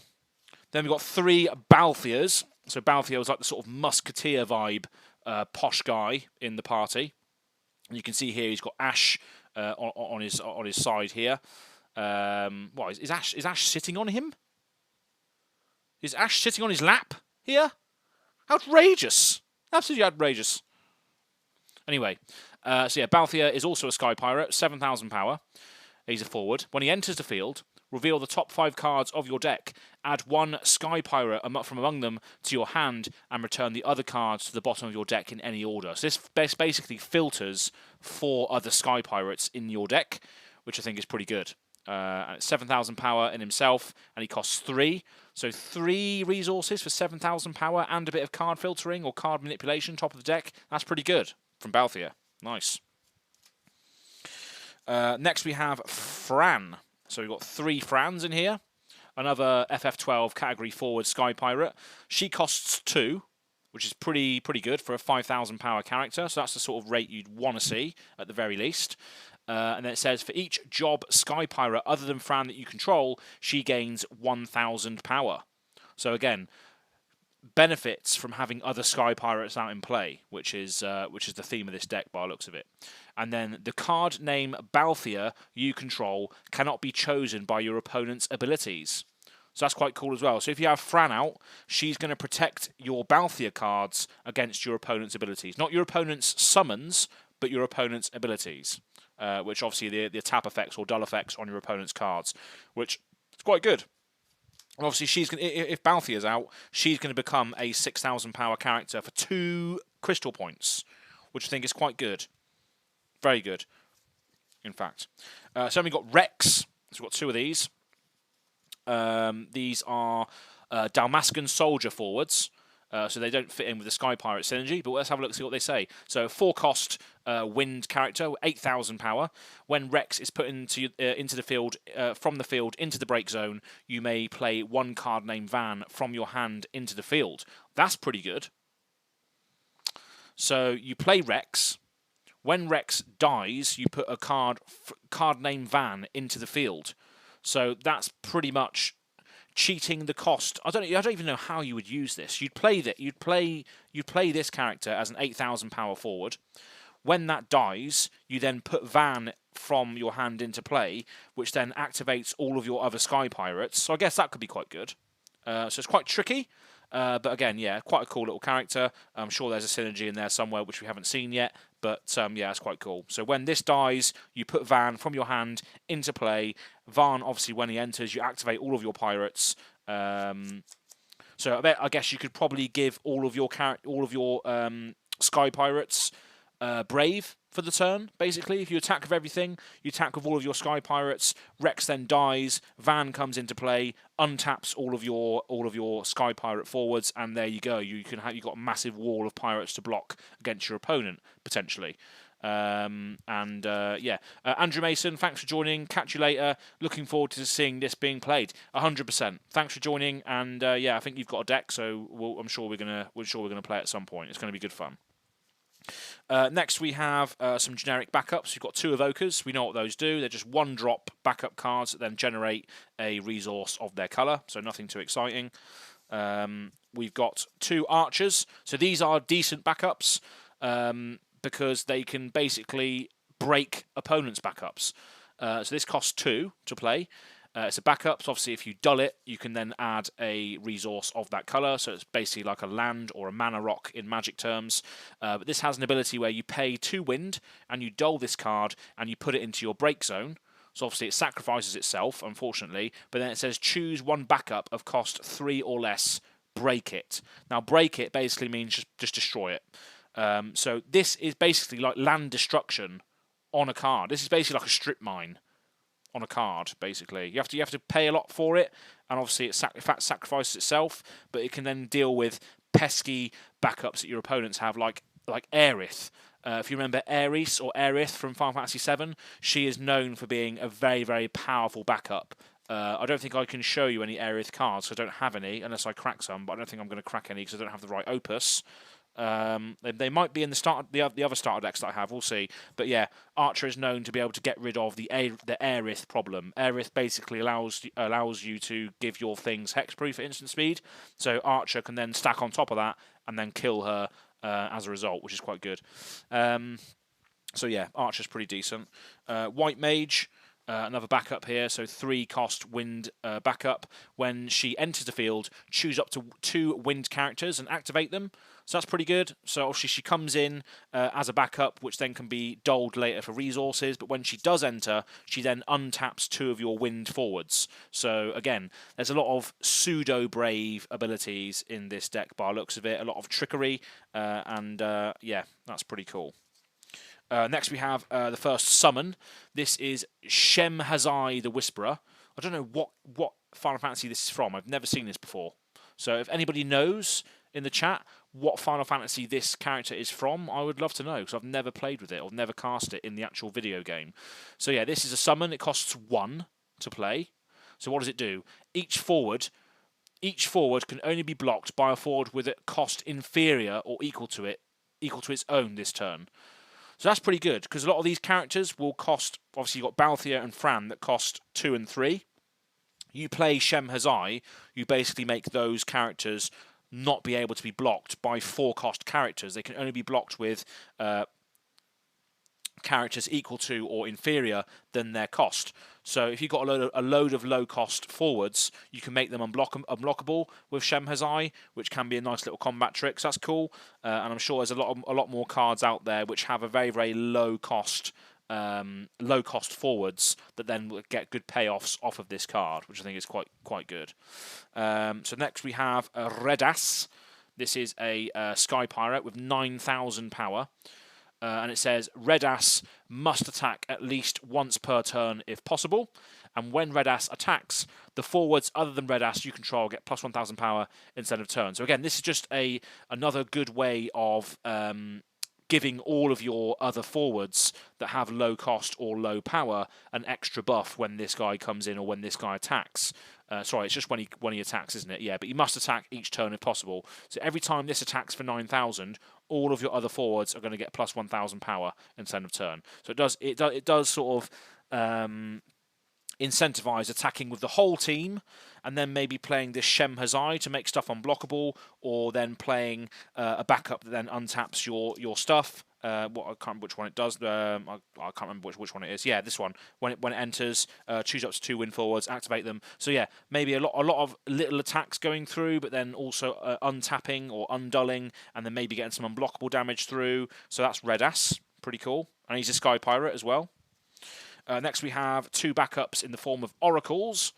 So these are obviously little backup units that can tap for mana, but also got an ability on here as well. It says 2 wind and tap, put Oracle into the break zone, activate all characters you control. So that's pretty good. All characters. So that's everything, isn't it? I think that's backups, monsters, and forwards. Activate all characters you control. I think that is, I'm not sure if someone would be able to correct me there, but I think that is basically every character that you have on field will then get activated, which I think is good. It untaps everything. That's pretty cool. For 2-cost backup as well, nice little bit of utility on there. Oh, wicked. We got Cactar. Remember Cactar? Man, Cactar was sick. 1,000 needles. What ability that was. So this is a monster card. So we haven't seen any monsters yet. In the cards that we've cracked, or the cards that we've pulled. Well, not even pulled; they're all part of the same deck. Anyway, this is a monster. So monsters are sort of in between backups and forwards. They're like artifacts in Magic. They stay out and they have abilities that you can then use on them, but they don't actually deal. They don't actually deal any damage. They don't have a power value, or they can't be. I don't think they can be activated to give you resources either. They're sort of somewhere in between that. So if anybody knows any difference, let me know. But yeah, this is Monster. It says tap, choose 1 forward, deal it 1,000 damage. So that's nice and thematic because of the 1,000 needles. And then you've got a pay a wind, pay 2 others, and dull it. Put Cactar into the break zone. Choose 1 forward, deal it 10,000 damage. Cactar deals you 1 point of damage. EX bursts of cards put into damage zone due to this ability cannot be used. So that's quite good. You sacrifice one of your own lives to do this, but you basically can take out any forward. Because 10,000 damage is a lot of damage. So yeah, you basically just want to play this and leave it on the field as a deterrent for other forwards that your opponents play, because they know that the Cactar can just deal it 10,000 damage and die. But you need to be careful with it, because obviously it deals you 1 point of damage. So that's an interesting card there in the monster. And now we go into the blue part of the deck, or the water part of the deck. So we've got 3 ashes. So these are category 12 forward princess. She says, when Ash enters the field, if you control a Sky Pirate, draw 1 card. So that's cool. A 3-cost, 7,000 power that replaces itself if you control a Sky Pirate is pretty good. And then you can dull her and choose 1 Sky Pirate and activate it. So you basically undull it, or you untap it, basically. So that's quite good. Again, it's untapping and tapping and dulling and all that sort of stuff is coming into effect here. So that's quite cool with Ash. Then we got 3 Larissas. So this is a 4th-born Son of the Emperor backup. So when Larsa enters the field, draw 2 cards. So a 6-cost backup that draws you 2 cards. So that's quite good. And then when Larsa is put into the field, from the field into the break zone, you draw cards. So that's a lot of card draw there on those characters. So that's quite good. When it enters, you draw 2 cards. When it dies, you draw a card. But it does cost 6 to play. So yeah, it's just finding out whether you want to play it early to cycle your hand, or later on, once it's on the field, when it dies, you can draw a card then. But it needs to be put into the field from the break zone, and it's a backup. So that's quite rare that happens. I mean, you could use the archer to destroy your own backup to draw a card, but that's not really a really good line of play. So interesting card, but I'm not sure if it's that good. Next, we've got 3 Wrestlers. This is a backup. Cost 2. The card name Ash you control cannot be broken by opposing summons or abilities that don't deal damage. So that's quite good. Nice little bit of prevention for cards that just say break that forward or destroy that forward. This can't happen while Wrestler is out, and it's a backup. So it's basically protection for your Ash cards, and it generates obviously water resources when it's obviously in the field, which is quite nice. Next we have 2 Vosslers. So this is a captain forward, costs 5 blue, 8,000 power. And if you control another card named Ash, the cost for Vossler, for playing Vossler, is reduced by 2. So if you control Ash, he only costs 3 to play, which is quite good. If Vossler receives damage, reduce the damage by 1,000 instead. That's quite good. And then if the card name Ash you control receives damage, reduce the damage by 2,000 instead. So yeah, a lot of cards that care about Ash being on the field. So that's cool. Nice little sub-theme there. And then we got, again, 2 Evokers. So obviously just one cost backup cards that generate resources. We've got 2 Vikings. We saw this in the other deck. So this is just a 1,000 cost forward. When it enters, draw a card. So again, can be used to cycle your cards or just pitch to give you resources. We've got the Geomancers. Again, we saw this in the previous deck. When it's put into the field from the break zone, draw a card. Oh, this list looks cool. We've got a summon. Kuchu Lane, the Impure. I've never seen this character before either. So this is a summon card with an EX burst ability. So again, if you're hit, the ability will trigger. Choose 1 forward your opponent controls. It loses 1,000 power for each dull character opponent controls until end of turn. Draw 1 card. So that's quite cool. It's could be a little bit of a combat trick depending on how many dull characters your opponent has. And obviously, it replaces itself as well, which is quite cool.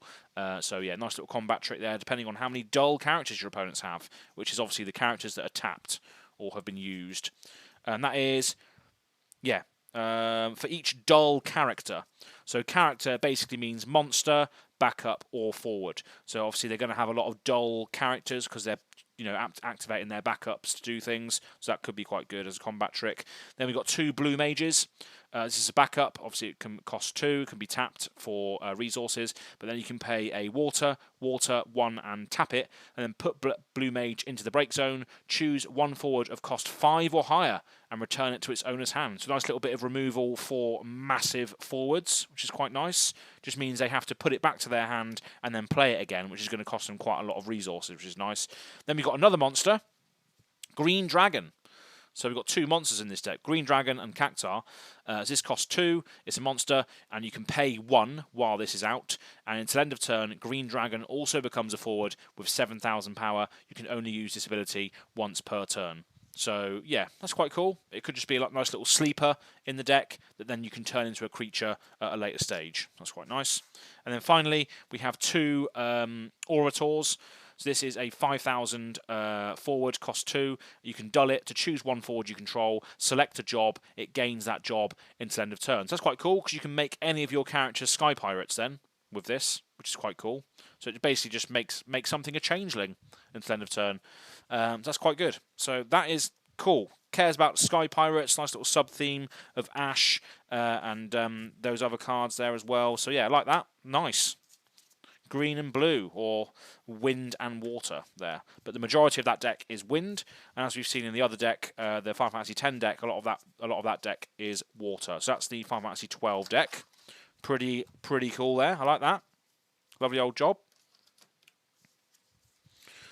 And again, these starter decks as well, they do come with the playmat as well. Well, you say a playmat, it's just basically a little pull-out thing that you can use to familiarise yourself with the game. But still quite cool. So that's the Final Fantasy 12 deck. Nice. Next we have the 2-player starter set, Cloud versus Sephiroth. So there's actually 2 decks in this product. You got a Cloud deck and a Sephiroth deck, both fully playable out of the box. And obviously, I should also say that these decks, your decks can only be 50 cards. So if you're building a deck, you can only have 50 cards in that deck, basically. So yeah, 2 decks, which is quite nice because obviously, if you buy this and you've got a friend that plays, you can just play straight away. Cloud versus Sephiroth. Obviously, you've got more booklets in here. 2 decks, Cloud and Sephiroth. And these obviously were released with the Final Fantasy VII Remake hype that's going on. Obviously, they're foil promos as well. And all of these can be used in standard play as well, I believe, which is quite nice. So yeah, let's have a look at Sephiroth first of all. Sephiroth. And this, I think this is the first time as well that we've seen a dark character. So dark characters are represented by purple crystals, and you can only have 1 dark or 1 light character on the field at any one time because they are quite powerful. So yeah, let me just get these cards because again they're really high quality.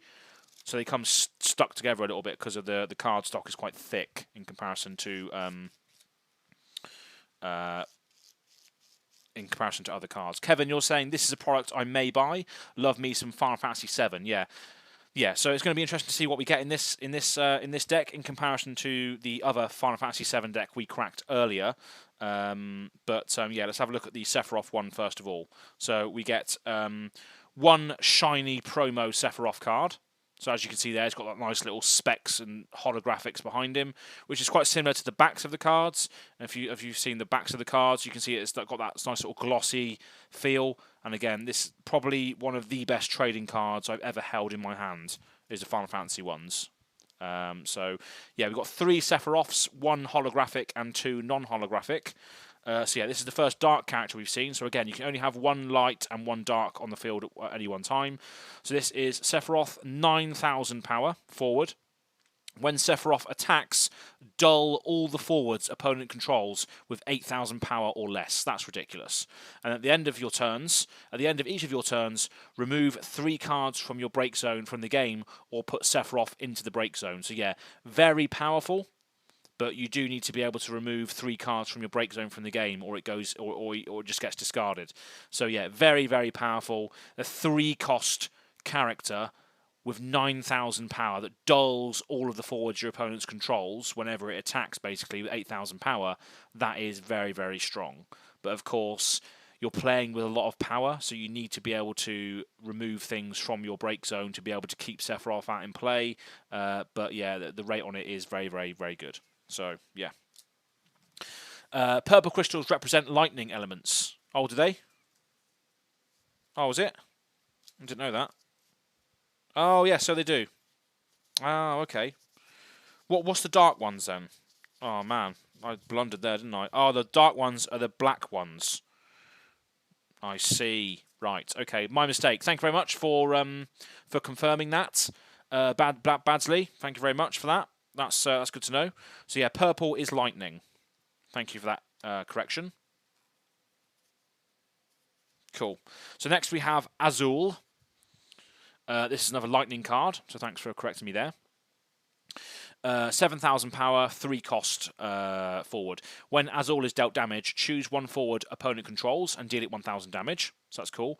Damage 3. So Azul gains when Azul is dealt damage, choose 1 forward opponent controls, deal it 2,000 damage. Damage 5. Azul gains when Azul is dealt damage, choose 1 forward opponent controls, deal it 3,000 damage. So I don't know how that works.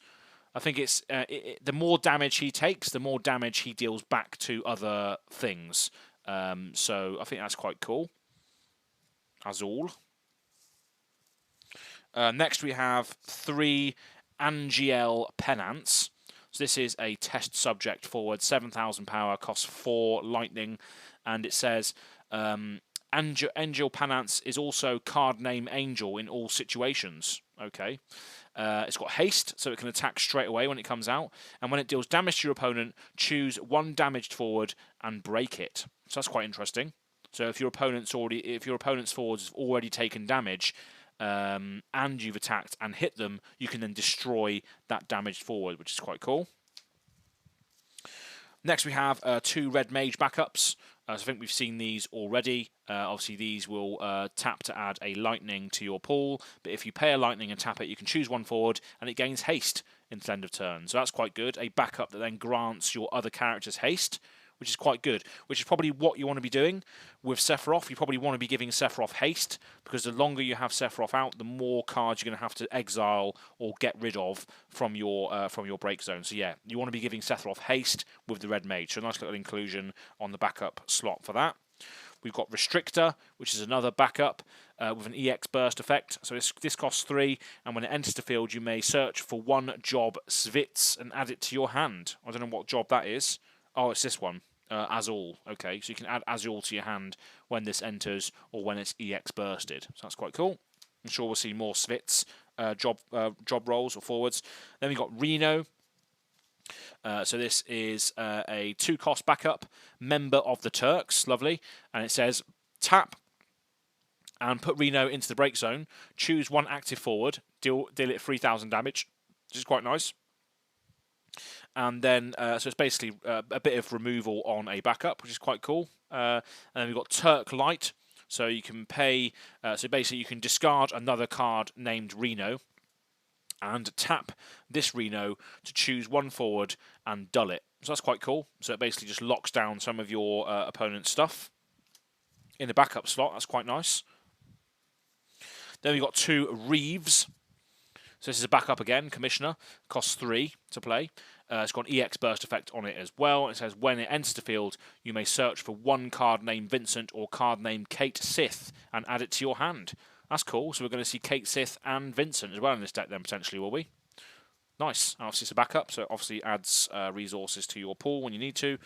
Then we've got 3 summons. Ray Mew, the lightning god character. So this is quite cool. Got an EX burst effect on this as well. So Raymu is a 4-cost character, summon, and again it's got EX burst. So it says choose 1 forward. It loses 7,000 power until end of turn. If Raymu results from an EX burst, it loses 8,000 power until end of turn instead. So that's quite good. That's pretty good. Like that. Raymu, nice little combat trick. Then we've got Don Corneo. This is like the pimp guy, isn't it, from FF7, who's running that weird sort of love hotel thing. So yeah, Don Corneo is a 5,000 cost forward, costs 2 ice to play. You can tap him, put the top 2 cards of your deck into the break zone, choose 1 forward and tap it or dull it. Tap it and put the top 7 cards of your deck into the break zone, choose 1 dull forward and break it. And then you can tap it and put the top 15 cards of your deck into the break zone, choose 1 forward. You gain control of it for as long as Don Corneo is on the field. So quite a risky business for doing this card, because obviously if you deck out in a game of Final Fantasy, you also lose the game. So yeah, it's quite a risky business, but a very, very cool effect there of gaining control of things as long as you control Don Corneo. So yeah, that's quite a cool little card, Don Corneo. Needs ice resources though, so I'm assuming we're going to see some more here. Yes, we are. So we got Kate Sith as an ice backup. Kate Sith was a cool character in FF7. So when Kate Sith enters the field, she costs 2. Your opponent reveals their hand. You may select 1 card in their hand other than the backup. If you do, remove it from the game and your opponent draws a card. So it's a good way of getting rid of some key pieces. And not only do they put it, they just remove it from the game. Just exile it. Just get rid of it. And then they do draw a card. But again, hopefully the card that you've removed from the game is a lot worse than the card that they've just drew. So that's quite cool. Nice little backup.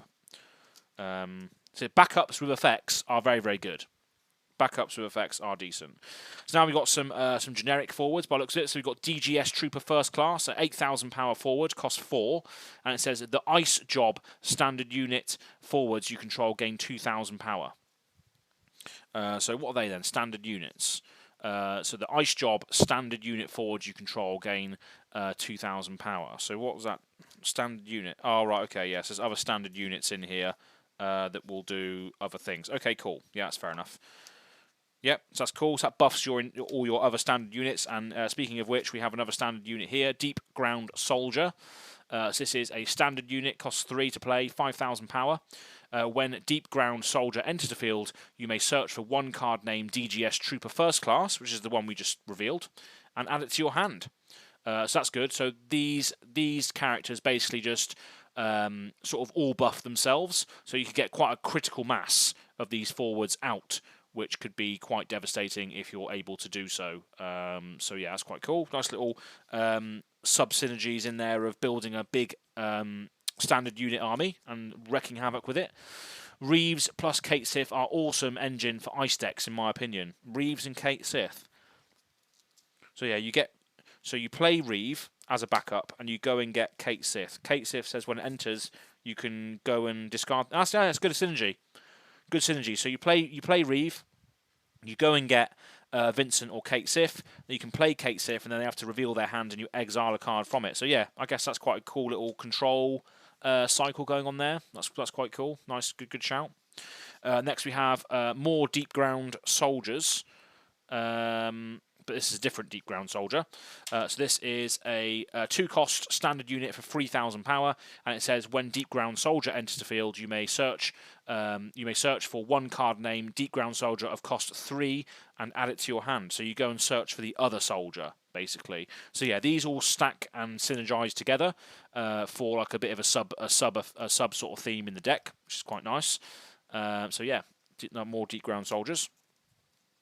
Next, we have another playset of Sephiroths, but these are different ones. So these are probably a lot more playable than the other ones, because the other ones do cost a lot. There's a lot more resources, a lot more stuff that you need to do to fulfill that. Let's have a look. So Sephiroth costs 3 to play. It's ice and 6,000 power, and it has back attack. I don't know what that does. Does anyone know what back attack does? When it enters the field, choose one forward and dull it. If Sephiroth is damage 5 is basically, so if you've had 5 or more damage done to you, it's not damage that's dealt to the character, damage that's dealt to you. Okay, fair enough. So if you've had 5 points of damage, Sephiroth will then become an 8,000 power forward instead. So that's quite good late game. A 3-cost forward that has back attack. I don't know what that does. When it enters, dull a forward, and then it'll be 8,000 power instead. It's quite good. And then you've got Draw Slash. So you discard a Sephiroth card, and then at the end of turn, Sephiroth gains plus 1,000 power and First Strike. So I don't know what back attack does. Can anyone confirm what back attack does? Badsley, do you know what back attack does? And you're saying the Deep Ground Soldier female art is kinda thick, no? Oh, absolutely, yeah. Absolutely. Let's have a look at those thighs again, shall we? Oh, yeah. That's right. Look at that. Yeah. That is degeneracy, isn't it? Love it. Good spot. Back attack. Do you know what that does? Anyway, so we got 3... Oh, okay. We've got 2 lots of black mages here. So these are different, though. They're different black mages. So we've got these black mages. We've got 3 of these. These say... dull it and then put Black Mage into your break zone, choose one dull forward and deal it 4,000 damage. So again, a nice piece of synergy with Sephiroth and other cards that dull your opponent's forwards, so then you can then deal it damage with this. You do have to sacrifice it, which is a bit of a shame, but it's cool anyway. Nice little backup. And then we've got another Black Mage that says choose one dull forward and deal it 2,000 damage. So yeah, again, a lot of synergies with forwards that are dull, and I think that is a thing that the ice decks do want to do, is dull your opponent's characters so they can't do anything and freeze them as such. Ice is a cool card. Shiva, nice little full art one as well. Shiva. This is a summon, costs 4 to play, and you can only cast Shiver during your turn. Okay, it's like a sorcery card then, almost. Magic Gathering reference. And it says you can only cast Shiver during your turn. Choose up to 3 forwards or monsters opponent controls. Dull them and freeze them. So freeze, I think freeze is where they don't activate on your opponent's next turn. So if you play Shiver during your turn, you dull all of your, well, you dull 3 forwards that they control or monsters, and they don't activate on the next turn, but they activate on the turn afterwards. So, so yeah, that's quite good. So ices a load of things there, which is quite good. Back attack, I believe, is like flash in Magic the Gathering. Ah, right, okay. So you can play Sephiroth at instant speed. That's pretty cool, isn't it? So you play Sephiroth in response to something coming out, and then he then dulls that forward or dulls something else, which is quite good. Yeah, I like that. That's cool. Playing stuff at instant speed is always good, as Josh Lee Kwai likes to say. And then finally we have Kadaj, which is the... yes, Ziggy, you're saying had to Google to confirm it's definitely Flash. Oh, okay, cool. Yes, that makes sense. So you play Sephiroth instant speed, it comes in, and you dull a forward, which they're probably going to attack with. So when they go to declare attacks, I guess, you then say, right, in response, I'm going to play Sephiroth and dull that character so you can't attack with it. So that's pretty cool. Badsley is also confirming that as well. Back attacks like summons and abilities, characters with back attack can be played during either player's attack phase or main phase. So yeah, that's pretty cool. So can you also confirm then, Badsley, if you're familiar with back attack, if someone was to play, let's just say someone played the Azul card, they played that. In response to that, or I guess before they move to attacks, before they move to the attack phase, I can then play Sephiroth by pitching cards or what have you to then tap this creature or tap other creatures in that could be attacking me. Can I do that? I guess you probably can, can't you? So it's like a deterrent almost. You play Sephiroth at instant speed to stop something else from attacking you, and then while it's dull, you can then use all of these aforementioned sort of dull synergy effects to then do some other things, I believe. Cool. And then we got 3 Kadages. So Kadaj is the character in the FF7 film, I believe. The, what's it called? Can't remember what it's called now, but yeah, Kadaj is definitely in that. And this is a dark character. Yeah, Josh Lee Kwai will be proud. Him and his Vidalcan orrery craziness. Yeah, 100%. Yeah, so this is a dark character, so you can only have 1 dark character out at any one time, because they are normally quite powerful. So yeah, this is Kadaj. It has an EX burst effect as well. 9,000 power for a 4-drop. And it says EX burst. When Kadaj enters the field, choose one of the 3 following actions. Choose 1 forward and dull it. Choose up to 2 cards from either player's break zone removed from the game. That's nice. Or choose 1 forward. Until the end of your turn, it gains plus 2,000 power and brave. At the end of each of your turns, you may remove Kadaj from the game. If you do so, at the end of your opponent's turn, play Kadaj onto the field. So that's pretty good. So yeah, that's quality. So it protects itself, but then every time it enters the field, it can do a different thing. So that's awesome. I can see why you can only have 1 dark character at a time, because that is pretty vile, isn't it? That's pretty nice. They can be used to respond to your opponent's action. Yeah, okay, that's fair enough. Nice, thanks for confirming. So that's that deck. That's the Sephiroth deck.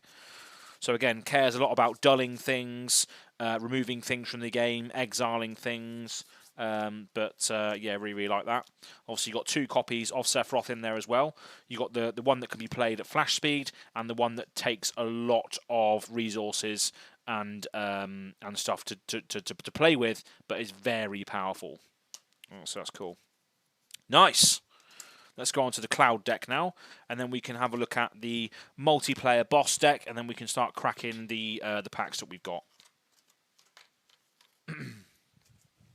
Where is the other plastic bag thing? Plastic box. Oh, okay, it came in 2, didn't it? So I should put it in here, because yeah, Cloud came with it as well, so that's fine, no problem. Let's open this then. So Cloud, by looks of it, is a yellow card, so he's Earth and something else maybe. Basley, you're saying, yes, kind of like Flash. Didn't play Magic the Gathering, but yeah, I believe it's the same. Yeah. So you could basically just use Sephiroth to respond to whatever your opponent's about to do. So let's just say they're moving to their combat phase. They're moving to a new phase of the game. You can respond to that move to a different phase of the game by playing Sephiroth. Sephiroth comes in and dulls one of your opponent's forwards that's potentially about to attack you for a lot of damage. That makes sense. And obviously you can use your backups and your other summon cards to do things to dull characters. So yeah, that makes sense. Cool. So we got this cloud deck now then. Let's just separate the cards a little bit because they're very, very sticky. Cool. So like in the previous deck, we've got a shiny holographic cloud, which is quite nice. And then we've got two of the same cloud card underneath. It's got a shiny one and a non-shiny one. So this cloud costs 2 to play, 2 Earth to play. And or is that Earth, or that's Earth? Yeah, it's Earth. Yeah, 2 Earth to play, 5,000 power forward, and it says dull it, and then put a category 7 forward into the break zone. Search for 1 forward that costs 1 crystal point more than the forward put into the break zone and play it onto the field. You may only use this ability during your main phase. This is basically like a for anyone who's played Magic, it's basically like a birthing pod, isn't it? So you sack off a category 7 forward that you have in play, and then you go search for another category 7 forward with cost crystal points equal to 1 more than the one sacrificed, and it comes into play. So yeah, it's basically like a birthing pod for your category 7 forwards, which I think is quite cool. And you got £5,000 5,000 power forward on that cloud as well. So yeah, that's going to get you a lot of incremental value. The more forwards you play and the higher cost stuff that you play, you can go and just keep fetching other cards that hopefully have enter the battlefield or enter the field effects as well. So yeah, we've got 3 of those. 3 clouds there. Cool. Then we've got 3 Vincents. So this is a 7,000 power forward. Costs 3 Earth to play. And it says Death Gigas and Chaos special abilities. So in order to use both of these abilities, you do have to discard another Vincent card because they do have the keyword or key symbol S on there. So you do need to be able to discard a Vincent card to be able to play these, unfortunately. But they're going to be very powerful by the looks of it. So Death Gigas, first of all. Instead end of turn, Vincent gains 1,000 power, first strike, and whenever Vincent attacks, choose 1 dull forward of cost 4 or less and break it. So that's pretty strong. Pretty good. And then he can turn into Chaos when you've been dealt 5 damage or more. Vincent gains 3,000 power, so he becomes a 10,000 power forward. First strike, and then whenever Vincent attacks, choose 1 character and just break it. That's ridiculous. So he can kill monsters, backups, and forwards when he becomes Chaos, which is pretty strong. So yeah, Vincent, one of my favourite characters in Final Fantasy VII, because he basically just morphs into these horrible beasts as his limit break, basically. So Chaos and Death Gigas are some of those. So yeah, Vincent, nice. Then we got another playset of Vincents here. We've got 3 more Vincents. So that's cool. Good to see a lot of Vincent representation here. So this is a 5-cost Earth forward with 7,000 power. It also does have an EX burst effect as well. So when Vincent enters the field, you may search for 1 card named Vincent and add it to your hand.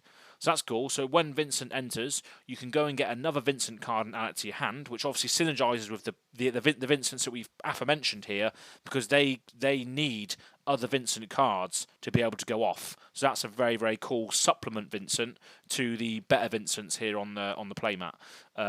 So yeah, that's cool. And it's got an EX burst effect as well. So if they damage you and you put this into your damage zone, you do get the ability to go tutor for another Vincent card, which I think is pretty good because it does fuel the other Vincents there we have down there. But he also has a form as well. We've got Galleon Beast. So if you discard a Vincent card and pay a Earth, Vincent will become an 11,000 power forward instead of turn. So yeah, he can become beefy himself. So yeah, pretty good card. Costs 5, quite costly. But he goes and tutors for another Vincent, which you can then fuel to the Galleon Beast or the other Vincent cards on the playmat below. So that's pretty good. So yeah, 6 Vincent cards there. Lovely. Then we've got a pretty goofy suite of Wedge and Jesse. my droid cam is running low on batteries. Let me just go and get the charger for that. So bear with me 1 second. Let me just go and get the charger for my droid cam, because this has gone a lot longer than expected, but we're having a lot of fun. So bear with me 1 moment.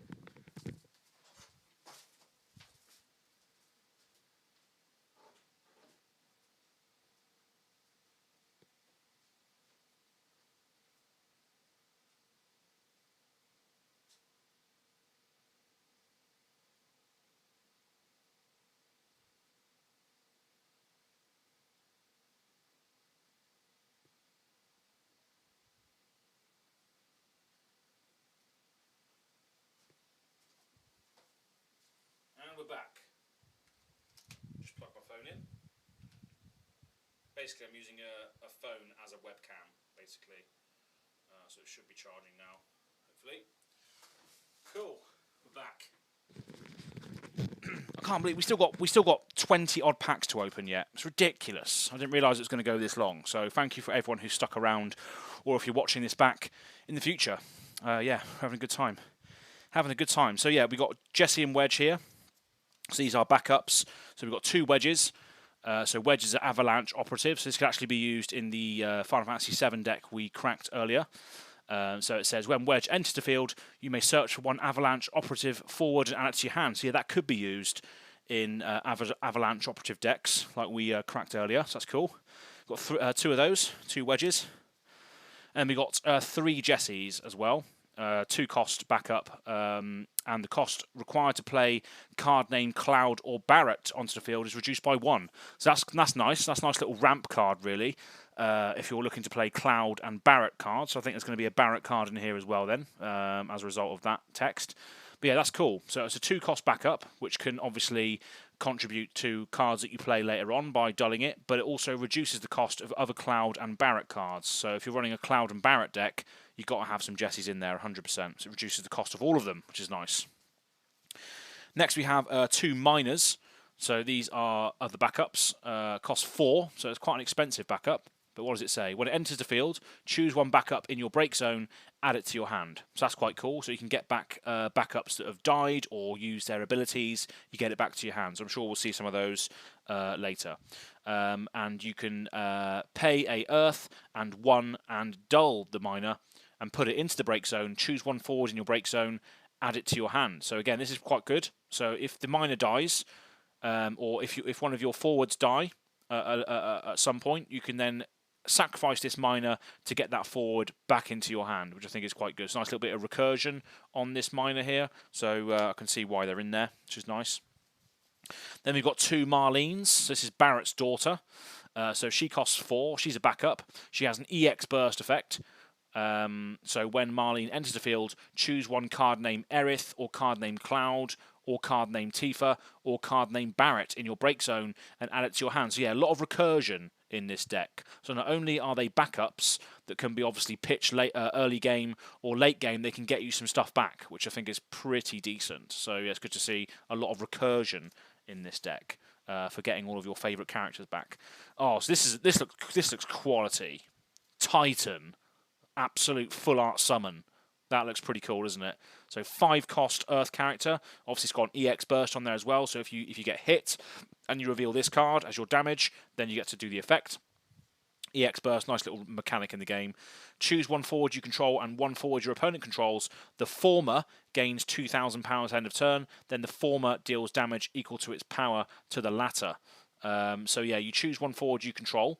You get that forward gets 2,000 power, and it deals damage equal to each other. So it pumps up one of your characters, and they both deal damage to each other. So hopefully your character comes out on top of that transaction. And this costs 5 to play.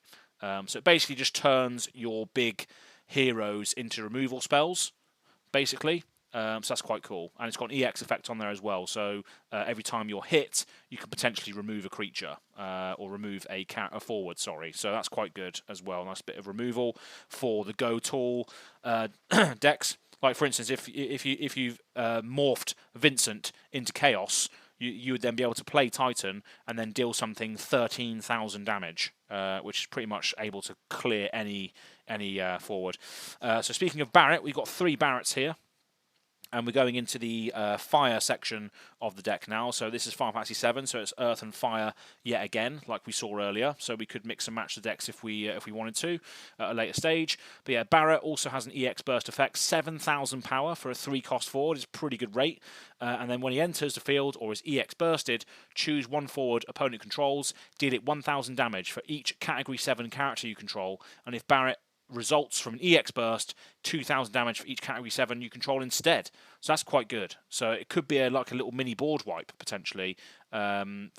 That's pretty good. Deal it 2,000 damage for each Category 7 you control. Yeah, so if you had a lot of Category 7 characters out, you can deal a lot of damage of this if you do EX burst it. So yeah, nice little bit of control there as well, potentially, and clearing out a load of sort of lower power forwards, which I think is quite good. So nice little Barret card there, 3 of those. Then we've got 3 red 13s. So this is a 4-cost forward with 8,000 power, and if you control a Category 7 forward other than red, red gains plus 1,000 power, haste, and first strikes. That's pretty good. So if you've got another Category 7 forward out there, this is going to be a 9,000 first strike haste coming at you for 4 red resources, which is it's quite costly for what it is, but first strike and haste is pretty deadly as long as you control a 7 character forward. So yeah, it's pretty good. Red 13, nice to see him there. Next we've got 3 Tiefas. This is a 2-cost forward, 4,000 power, and it has haste. So it just basically can attack or use its abilities as soon as it enters the field. So it costs 2. So basically just like a nice little body that comes in and swings straight away. So nice. That's Tifa.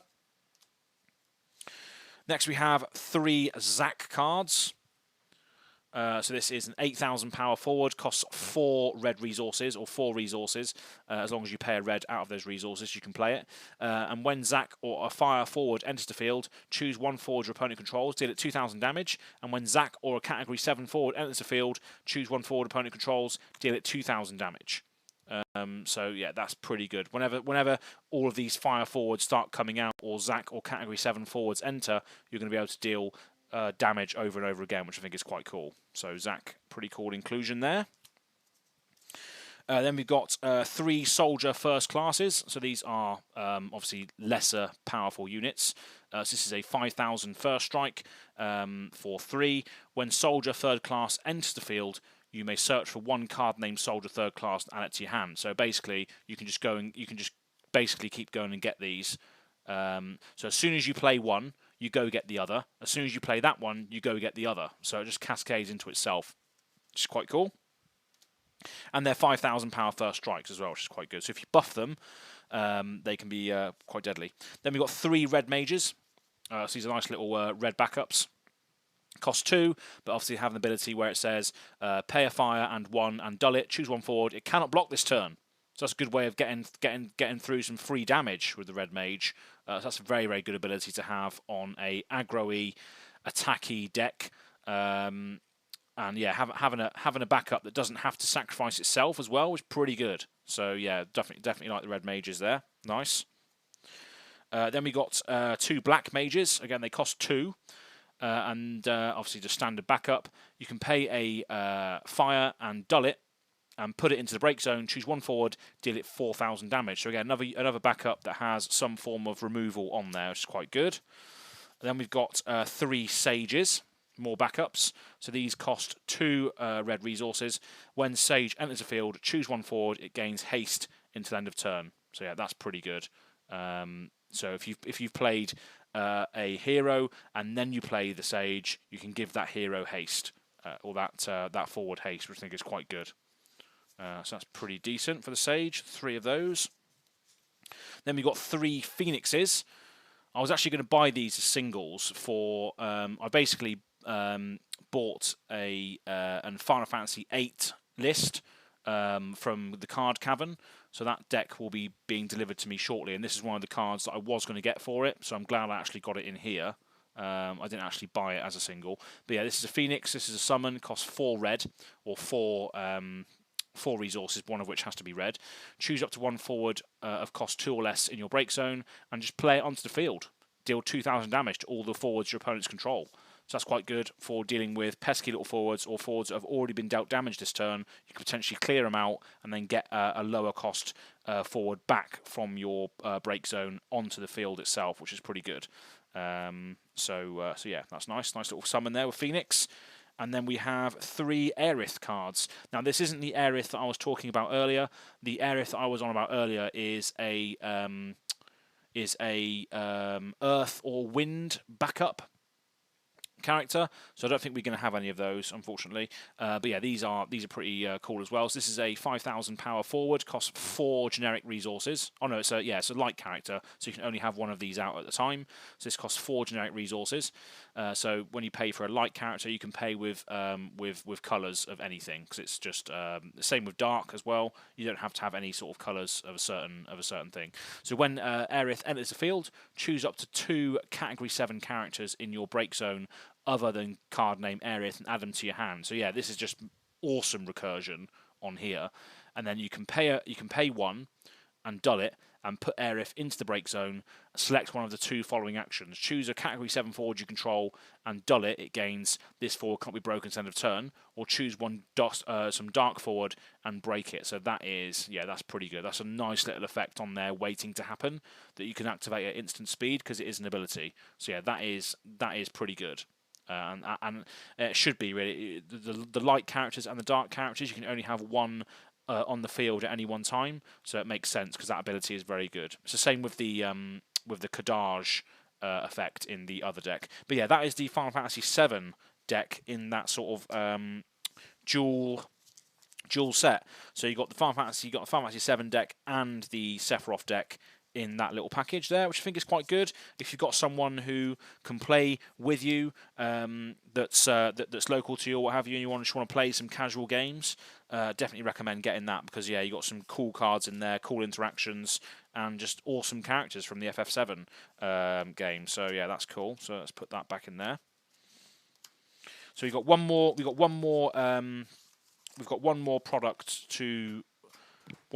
starter deck product to open. And this is the multiplayer boss deck. So this is basically just a set that allows you to play against a boss type character. But I do think there are cards in here that you can also use in standard. God man, that looks sick. Yeah, so these cards you can actually use in other constructed decks if you need to, I believe. So it's designed for 1 boss versus 2 to 3 players. It requires 2 or 3 constructed decks, which are not included. So, but there's 2 decks in here, so it'll be interesting to see how this actually works. So what is boss fight? So I'll just read of this first, see how this actually works. Boss Fight is a special rule set for Final Fantasy trading card game that allows multiple players to participate in the same game, with 3 players referred to as hero players working together against another player who is their common enemy referred to as a boss player. Okay, so somebody needs to pilot the boss deck, basically. Okay. Cool. I won't go into all the rules of that. I'll read that in my own time, I think. But let's have a look at what cards you get in here. But I think you can use these in constructed decks still. So it's still an incentive to buy this product because you can still use some of the cards in here in your constructed decks, which is pretty nice. Just have a look at what these are. Some awesome art again, and some awesome promo holographics, which I'll show you up close in a moment. So let's have a look at these then. First of all. So this is the boss deck, I believe, because it's got the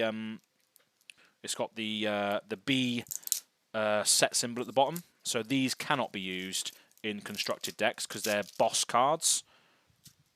So I think the boss cards may have different abilities on them in comparison to the normal version, or it's just these ones cannot be used for whatever reason. I remember watching a video on it a while back. So yeah, as we can see here, we've got the bottom of the card. It says B, B001. I'm not sure if that's going to focus enough for you to see.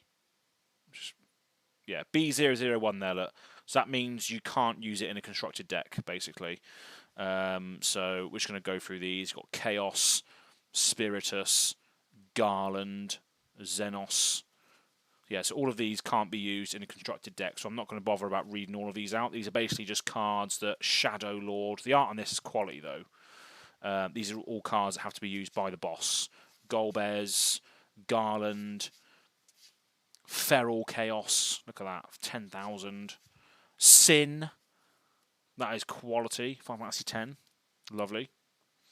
Cloud of Darkness, the Emperor, Backups, Seymour Backups, Ultimecia, Ifrit, Diablos. That's awesome. Odin, Leviathan. We've seen that already today. And then Zodiac. So yeah, that's the boss deck. But let me just see. I think these ones can be used in constructed play. Yeah, they can. Okay, right. So these ones can be used in constructed play. Let's have a look at these then. But yeah, this is a lovely card on top here. Sephiroth with his like one-winged angel style art. So just break those up a little bit. So yeah, this is a cool one. Look at that. Sephiroth. 8,000 power war hero. When it enters the field, your opponent discards 2 cards from their hand. Costs 7 to play. What is that? Ice? Is that ice crystal or water? 3 foil versions of that as well. Look at that. 3 foil versions of Sephiroth. God, that's worth getting just for that, isn't it? Look at that. That's lovely. That is nice. Oh, baby. That's lovely, isn't it? So yeah, all these can be used. Because they've just got little legendary at the bottom there. Doesn't say boss. What are you saying, Badsley? You can identify a boss card by its yellow/golden border on its job name, if I'm not mistaken. Oh, right, yeah, of course. So they all have this this sort of boss sort of thing here. I think this is the only boss deck ever printed, which is why I wanted to get it, because it just looks cool. And you get some cool cards in it, by the looks of it. You got 3 of these Sephiroths, and these are ice, aren't they? Are these ice? Yeah, it's ice. Okay, lovely. Thanks for confirming. So yeah, when Sephiroth attacks, choose 1 forward an opponent controls. If your opponent has no cards in hand, dull it and freeze it. Nice. And Shadow Flare, you have to discard a Sephiroth card and pay an ice. Your opponent discards 2 cards from their hand. You can only use this ability during your main phase. Yeah, this cares about discarding cards and then getting more power as a result. So that is a cool card to have. Ice abilities as well. So Sephiroth, lovely old job. Next we got Vane. So we've got 3 Vanes here. This is a 8,000 power forward. The forwards of cost 5 or more opponent controls won't activate at the controller's active phase. And when Vane enters the field, dull all forwards of 5 or more. Wow, okay. And then Force of Will, discard a Vane and pay 2 ice, freeze all the forwards opponent. That is a ridiculous control piece in ice, isn't it? Wow. 3 of those as well. So you're getting some powerful cards in this deck, which can all be used as part of your other constructed decks. So that's quite nice. Got 3 Kujas as well, more ice cards. So Kuja is a 5 cost, 9,000 power with an EX burst ability. Cool. Got some powerful cards in this deck. When Kuja enters the field, choose 1 forward or monster an opponent controls, dull it and freeze it, and then put 2 ice backups into the break zone, return Kuja to your hand. You can only use this ability during your main phase and if Kuja is in the break zone. So yeah, you got an ability there of returning Kuja to your hand if you get rid of 2 ice backups. So yeah, that's pretty cool. Kuja. Next we have 3 Ardins. So it's quite a mixture of different things in this boss deck. You got ice, you got earth here. You got some more stuff coming up, dark stuff. So yeah, we got Valdez. Arden. So yeah, this is an earth card, costs 5, 9,000 power. When it enters the field, choose 1 forward your opponent controls. It cannot attack or block until the end of its next turn. And when Arden is put from the field into the break zone by your opponent's summons or abilities, play Arden onto the field at the end of turn. So yeah, this basically just comes back. If he dies as a result of summons or abilities, he then comes back, which is nice. So that's cool. Sort of protects itself against summons and abilities there. Next we've got 3 Galders. These are forwards. This is a dark forward as well, so you can only have 1 of these on the field at once.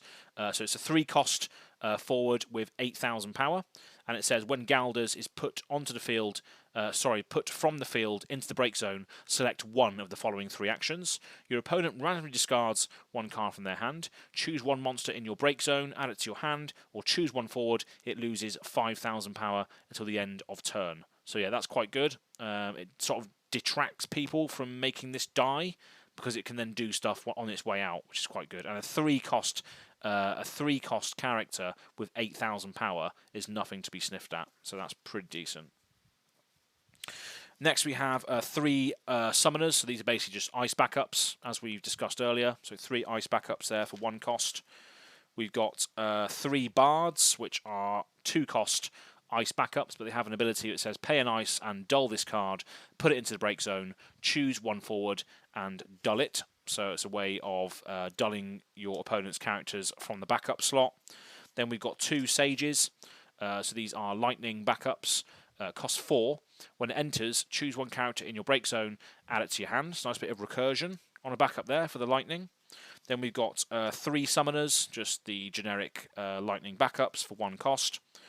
We've got 3 X deaths, whatever these are, and I've just heard a knock at the door, so bear with me 1 moment. I think that's oh, okay. My girlfriend's getting it. I didn't realise she was here. There we go. So that's the shopping coming in. So we've got 3 X deaths. These are a backup for 6 cost. When X death enters the field, choose 1 forward from either player's break zone. If its cost is equal to or less than the number of backups you control, play it onto the field. So that's pretty good, right?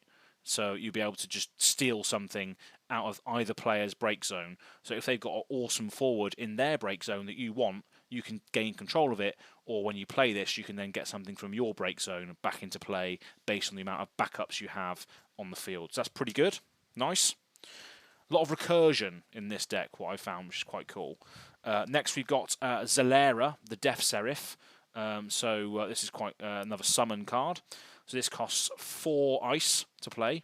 Obviously it's a summon, so you can play it at instant speed.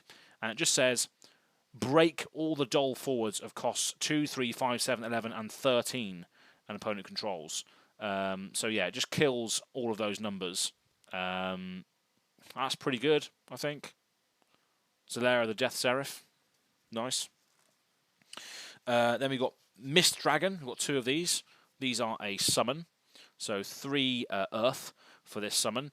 It says select one of the following 3 actions. Choose 1 summon of cost 5 or less. Cancel its effect. So that's basically like a counter spell. Yeah, so it's a summon, isn't it? So you basically just cast this in response to someone else's summon and you cancel its effect, which is quite a counter spell, basically. And then it says choose 1 forward you control. Dull it. During this turn, if it's dealt damage, the damage becomes 0 instead. Nice. And it says remove all the cards in your opponent's break zone from the game, draw 1 card. So that's a nice little bit of utility on this card. It costs 3 Earth to do any of those things at instant speed. I think that's pretty good. So 2 Mist Dragons in the deck. We've got 3 Veins. I think we've seen these already.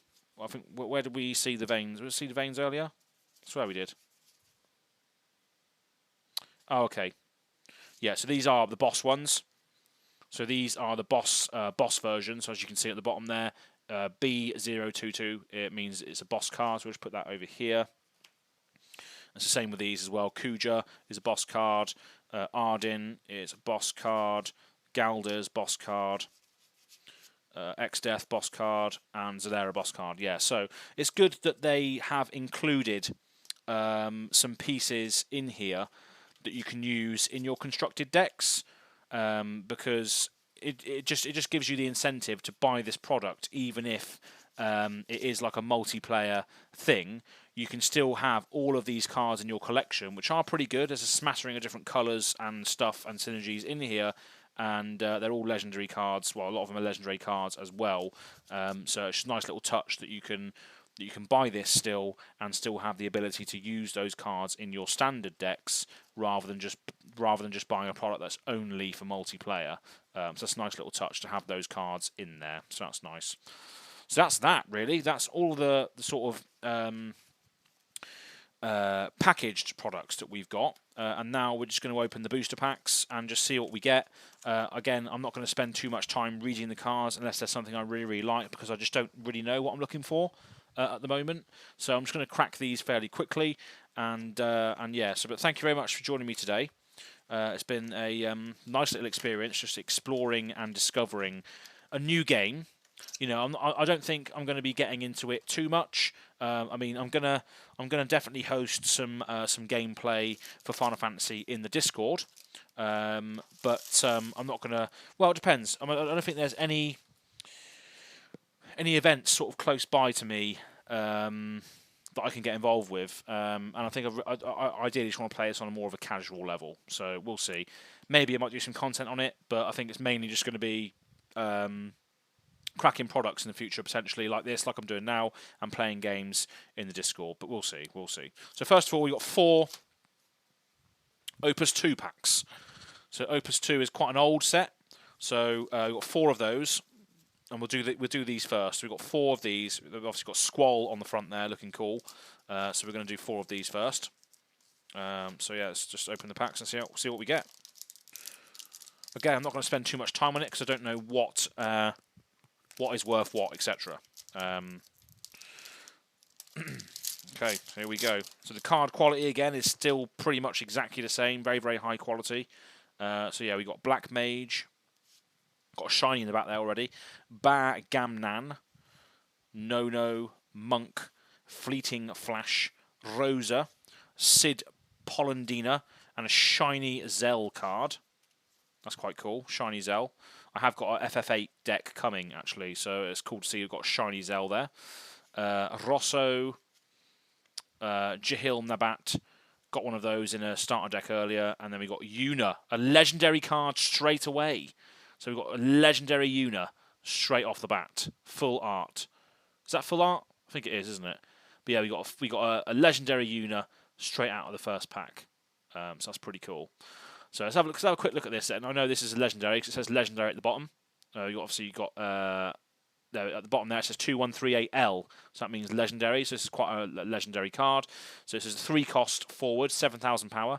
When Yuna attacks, all characters other than light and dark opponent controls lose all their abilities until end of turn. And then if you discard a Yuna card, name 1 element and 1 job, Yuna becomes a named element and job until end of turn. So yeah, pretty cool. Like that. So we've got a Yuna legendary there in the first pack. I don't know how much that's worth. Probably nothing really. Should we have a quick look? Damn Yuna. Okay, thank you, Badsley, for the reply there. I'm assuming that's good. Let's have a quick look. Card Cavern. This is where I get my sort of pricing from, and this is where I'm getting my Final Fantasy VIII deck from. I've basically asked for the cards for it, and they're sending me the singles. So let's have a look at that. Let's have a look at this Yuna card then, and see how much this is worth. This one here. Probably not much, but you know it's cool nevertheless. £3.50. £3.50 in the UK. So not a massively expensive card, but still nice to see Yuna Legendary popping her face in there. Cool, so that's that. So next pack we have Cyclops, Yang, Bedas, we've seen that already in the Sky Pirate deck, Ranger. So that's cool. So the Ranger can kill backups, which is quite nice. Monk, Ninja, Semblance of a Leon, or Semblance of a Lion. Shiny. Oh, you can't even see the cards. I'm off screen here. Iridia, Penello, Teller, Giss, and Irvin.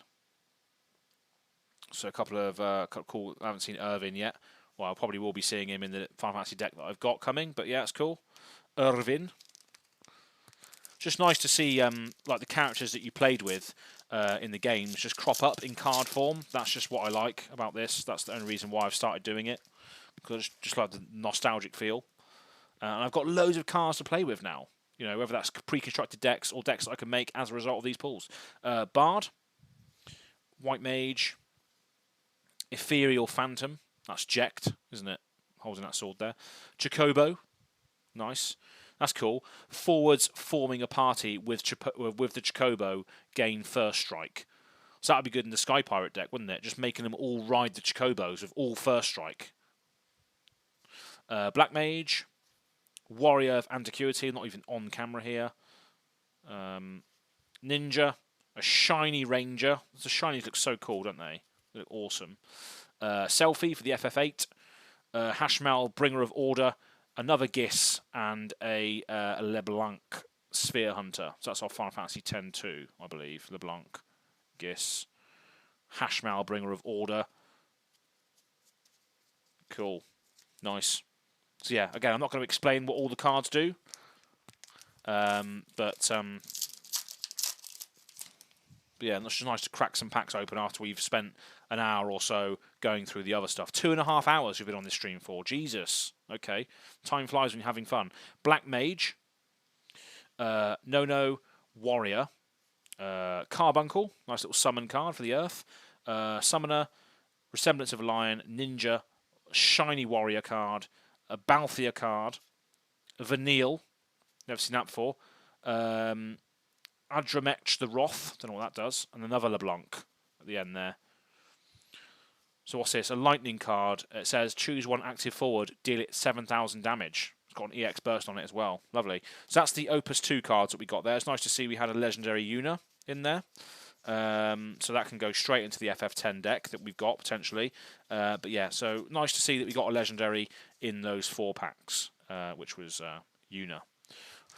You can also check some pricing in TCG Player. All right, yeah. I've actually signed up for a TCG Player account, actually, so hopefully we'll have some discount codes, or not discount codes, but just a code that you can use via me to support me. So that should be coming soon, so stay tuned for that if you're looking to buy any cards. Cool. Next, we're going on to Opus 8, or we should do it in ascending order. Let's do Opus 7. So we've got Opus 7, Opus 8, and then Crystal Abyss. So we've got 5 packs of Opus 7. I don't know what we're looking for in here, but yeah, let's go. Need to wrap it up now because it's been 2.5 hours. But thank you for everyone who's joined now or in the future. Again, oh damn, I've just bent the card back there. But again, if you're looking to play some games, join the Discord, and I'm sure we can organise it ASAP. So we've got Unaleska, which was in Final Fantasy X, I believe. Yeah. Rem, Black Mage, Thancred, Leviathan Summon, Water Summon, Black Mage, Monk, Shiny Galders, which is what we got in the multiplayer deck, Chelinka, Flanborg Monster, Fang, and Vata. Okay, I'm not going to go through all of these because I'll just do that in my own time now. I spent a lot of time reading out the cards from the starter decks, which I think is probably the best way to go. Read out the cards from the starter decks to try and get people to play, and then obviously explore the rest for yourself in your own time. So next pack, we have Summoner, just generic backup, generic forward. Ifrit Summon, nice. Sahagin, full art, lovely. Leviathan, Babliz, Flan for a monster. Thancred, another Babliz, shiny. Faris, another X-Death, Berserker, and Condor, monster. But yeah, it's nice to see that all the cards have the same consistency and feel from the starter decks and booster packs and what have you. So Summoner, Cactar Conductor, Yojimbo, that's nice. Like to see Yojimbo. Zoo. Kevin is saying, good pack cracking. I will catch the end at a later time. Really enjoyed the content so far. Thank you very much, Kevin. And thanks for joining the Discord. And hopefully we can play some games at some point. So thanks for tuning in, and we'll see you soon. We've got Zoo, Mystic Knight, Geomancer, Tidus. Interesting art there, like a pop vinyl almost. Gladiator, Meath, Berserker, Yag Rosh, and Shantotto. This is a staple, I think, in a lot of decks. I've heard a lot of the research that I've been doing and the videos I've been watching. Shantotto apparently is very good. So this is a 2-cost backup. It might be this Shantotto, I'm not sure. But for 1, you can pay 1. Name 1 element other than light and dark. Shantotto becomes a named element at the end of turn. You may only use this ability once per turn. So what, she basically filters the mana? She can basically just filter her mana. Is that the right Shantotto? Maybe it's a different one. But yeah, there's definitely a Shantotto out there that's very, very popular in the meta. But this one, maybe not so much. But yeah, still cool. Basically just filters your crystal points into colours of your choice. 2 more Opus 7s to go. Okay, so we've got Braska from Fantasy 10. Ninja, RG, Thief, Dragoon, Black Mage, Ifrit, Eduardo Foil, the Emperor, full art, Lightning, another Fang, and a Nash. So no legendaries at the moment. So we will stop if we find a legendary. But apart from that, we're just going to get through these just to get a feel for what's going on. There's a lot of booster packs and sets out there. So Braska, Kolka, Argi, Chemist, Babbliz, Samurai, Dancer, a shiny Carbuncle, nice, Ramza, Aegis, White Mage, and Zagnal. That looks cool though. Absolute monster behemoth. Nice. So that's all of the Opus 7s. Let's do the Opus 8s now. So we've got 5 of these and then 5 Crystal Abyss packs. So 10 packs left. And we'll call it there. And again, if you're watching this now or in the future, join the Discord, links in the description box below, and we'll play some Final Fantasy at some point. So we've got Titan, nice Earth Summon, Warrior, Dark Knight, Astrologician, Sophia, Red Mage, Dragoon, a shiny Yuffie. This is a S. I don't know what S means. So we got 8141S. What does that mean? Is that like a super rare or something? Is that a good rare to get? When Yuffie enters the field, you may pay X. If you do, search for one card name Red, card name Red 8 with cost X or less and play it onto the field. Oh, sorry, Red 13. So when Yuffie enters, you can go and get any red card, any Red 13 card and put it onto the field. That's pretty good. 2 for 1 is pretty decent. I like that. That's cool. So we're going to put that to the top. Warrior of Light, Eco, Death Gaze, and Raiden. Cool. So I think Yuffie was the standout one there. She can go straight in any FF7 deck. S means starters. Oh, okay. So it's like so this Yuffie was in a starter deck then at some point. Was she? That's probably what it means, I guess, isn't it? So she was printed in a starter deck, and then has appeared in this set, basically. Okay. Edgar, Titan again, Summoner, Waltrill, Red Mage, Fairy, Basilisk, Shiny Dragoon, that's a cool art, Freya, Aparuru, Celes, and Norse Talon. I haven't seen any of. I don't know any of those characters are.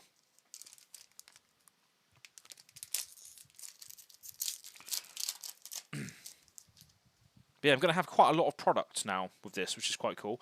I dabbled a bit in Final Fantasy trading card game. Maybe we will play sometime. Seraphis, yes, nice to see you again. Haven't spoken to you in ages. How's it going, Ashley? Yeah. Well, the Discord's definitely a lot bigger now than what it used to be when obviously you joined for the first time. So yeah, we're going to be a lot of people have actually joined the Discord today as a result of potentially going to play this game online via webcam. So if you do have cards, we'll be happy to play at some point. Yeah, definitely. So yeah, thanks for joining us. We're sort of near the end. We've got 2 more Opus 8 packs and 5 Crystal Abyss packs to open, and then we're going to call it a day. So yeah, thanks for joining last minute. So we've got Fina, Realm, Paladin, Summoner, Strago, Brynhilde, don't know who that is, Thief, standard backup unit, a shiny Reno. Okay, so we had one of these in the Sephiroth and Cloud deck that we cracked earlier. So we've got another one of those in shiny now. A Queener. That's cool. That's cool art, isn't it? FF9 character. Prompto, Celes, and Matoya. So no spicy stuff there by the looks of it. No legendaries. Been busy. Great to see you again. Yeah, cheers, mate. It's always good to be busy. it's okay. So we've got Fina, another one of those. Matthias the Corrupt. That's quite cool. Your opponent puts one attacking forward he or she controls into the break zone. So if they EX burst this and they're attacking, I guess that would they'd have to put it into the break zone. That's quite good. Ifrit, Dragoon, Heckin Choir, Sophia. Awesome Black Mage art. That is so cool. And then Qgain Gaming earlier was saying that the art is awful. That art is quality. I've never seen a Black Mage with that art on before. Never seen that. Archangel GK, shiny one. Squall, which is quite nice. Archangel HM, Gramps, and another Raiden. Okay, interesting. Last Opus 8 pack, I believe. And then we're on to the Crystal Abyss. We've got 5 of those, and that is it. So we've got Matthias the Corrupt again. Electric Jellyfish, Bard, Selkie, Dragoon, Hecaton Kia, I don't know what that is. White Mage, Laswell. I've actually got 3 of these coming in my FF8 deck. This is very good. Very, very good card. And it's a holographic version as well. So let's have a look at this. So Laswell costs 4 to play. It's an ice character. 8,000 power. When Laswell enters the field or attacks, choose one forward. If it has received damage this turn, dull it and freeze it. You can pay a fire, choose one forward and deal it 1,000 damage. That obviously feeds into its top ability there. If it's dealt damage this turn, dull it and freeze it. So like you've got ice and fire synergies going on with Laswell, which is quite cool. And then you can obviously use the Azure Sky ability. You can discard a Laswell, pay a fire and an ice and tap it, and choose 2 forwards, deal 8,000 damage to the first forward, and dull and freeze the other. So very, very vile. So very, very good card. I've got 3 of those coming actually for my Final Fantasy VIII deck. Because it does care about dulling characters and freezing them and stuff as well. So I got 3 of those. Bit of a bummer that I've already ordered 3 of those when I've just pulled a 4. Oh, I got another. Oh, it's ridiculous. So I've got 2 Laswells in the same pack, although I've just ordered 3 of them. That's annoying. But these things happen. So we've got Rain, we've got another Archangel, and then we've got a Shiver, which we've already seen in the Final Fantasy X starter deck today. Can't remember what we saw that in. But, yeah, so that's all the Final Fantasy Opus 8 packs. And then we've got 5 Crystal Abyss packs left. 1, 2, 3, 4, 5. And then that is it. So yeah, thank you very much for all who have joined me today. Please make sure you like and subscribe to the channel. And hit the little bell notification if you want to be notified of any future videos. This channel is very much flesh and blood at the moment. But, you know, if we get more engagement on Final Fantasy stuff, maybe we can start doing more stuff on that, albeit it will be at a very casual level as well. So yeah. Serafish, you're saying, "Oh sweet, ah ha ha ha ha." I don't know what it is you're laughing at because you're 60 seconds behind on the chat. So if you could let me know what you were laughing at, that would be fantastic. So I'm not really much of a comedian. Anyway, so let's go. This is Crystal Abyss, which I believe is one of the later packs, isn't it? Crystal Abyss. I don't know, maybe. So we've got a Monk, Aerith. So this is interesting because this set included cards that cost 2 elements. So you need to play Aerith with a green and a blue to be able to play her, which is interesting. Loving the Crystal Abyss packs though. Cards in there kinda OP in my opinion. Oh, okay, so there's OP cards in here as well. That's good to know. So let's have a look. So we've got Aerith, or Aerith. We've got the Bard. That's cool. Cool art in this as well. Ardyn, another dual cost character. Malaris, never seen that before. Looks cool. Paladin. The art in this set is awesome. Corsair. Chivalry as a summon. Mont Leonis. The Emperor. Luzaf. And Carbuncle. Interesting. Serafish, you're saying, well, let's get some hype. Yeah, well, we definitely got some hype going on at the moment because there's a lot of people saying that they're interested in playing, so sounds good to me. Latest was Crystal Dominion Opus 15. Ah, right, okay, so it's not this one. Sure thing. The O suite was for Lastwell. The haha was. Oh, I see. Yeah. Okay. Yeah. So I got. Yeah. I basically ordered 3 Lastwells for my FF8 deck. Off of the Card Cavern, which is the UK-based Final Fantasy TCG store, basically. And yeah, just pulled 2, which is annoying, but that's what you're laughing at. So, damn you, Seraphis. You're laughing at me and my misfortune. Right, anyway, so Dragoon, Caius, Kuja, Tonberry. Nice, love Tonberry. Fatchan, Chi-Chi. A lot of monsters in this set. Puppet Master, Afmao, Gesso, Leviathan Summon, cool. Red 13 rare, and then we got Kitone at the end there, Ninja Backup. So I don't know who these characters are. Crystal Abyss is Opus 14. Ah, right, I see. Okay. So is Opus 15 only just been released then? Is that right? Opus 15, the Crystal Dominion, has only been released recently. I've got another Aerith. Caius, Fachan again, Blue Mage, Copperhole Droid Yang. Don't know what that's from. Tiamat. Nice. Ananta. Jotei. Dual cost Tifa, which could go straight in the FF7 deck because it's Earth and Fire, which is nice. Lakshmi, Lady of Bliss. Afmao again, and then Garuda, Lady of the Vortex. So we've got some really weird cards coming up here. 2 packs left. Laughing with you, you're saying. Yeah, I'm only messing around. Right then, so we got Vanu. Haven't even seen this character before. Vanu. Okay. Kobold, Ewen, Ixaly, Bagaman, Kraken from Final Fantasy 9. Final Fantasy 9, Kraken. Don't remember that. Oh no, is it? Yeah, 9. Yeah, I don't know. Copperhold Yang. I've just got another one. Fran Shiny. Dem good pulls now. Yeah, hopefully we do. Cloud. Oh, I got Legendary Cloud. Lovely old job. Yeah, so Legendary Cloud here. That's a legendary, isn't it? Yeah. So here we go, Legendary Cloud. So we've got 2 legendaries in these packs so far. Nice. So this cloud costs 4 Earth. It's an 8,000 power forward. And it says, if your opponent controls any forwards, Cloud gains 2,000 power. So basically, that's 10,000 on a stick there. When Cloud attacks, choose 1 forward. It gains, if possible, this forward must block instead of turn.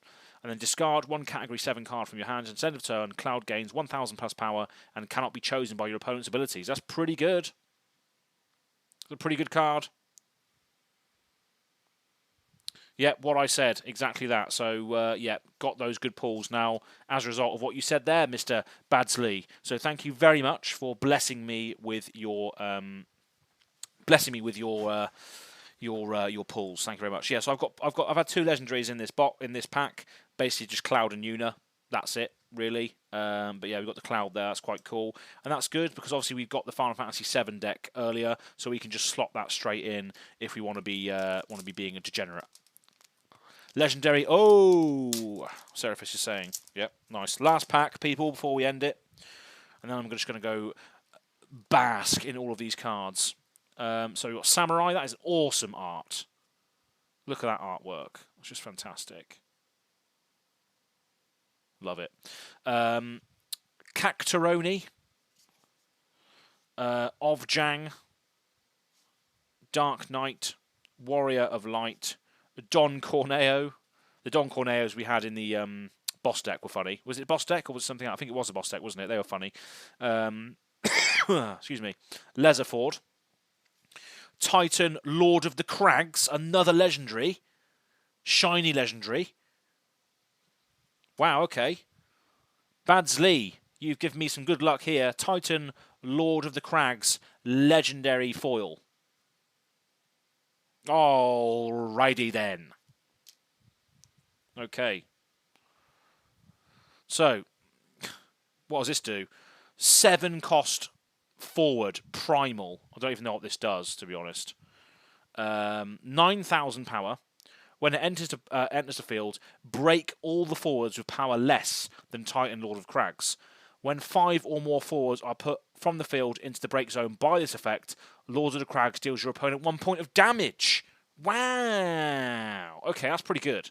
So that acts as a board wipe and direct damage to your opponent's face. That's pretty good.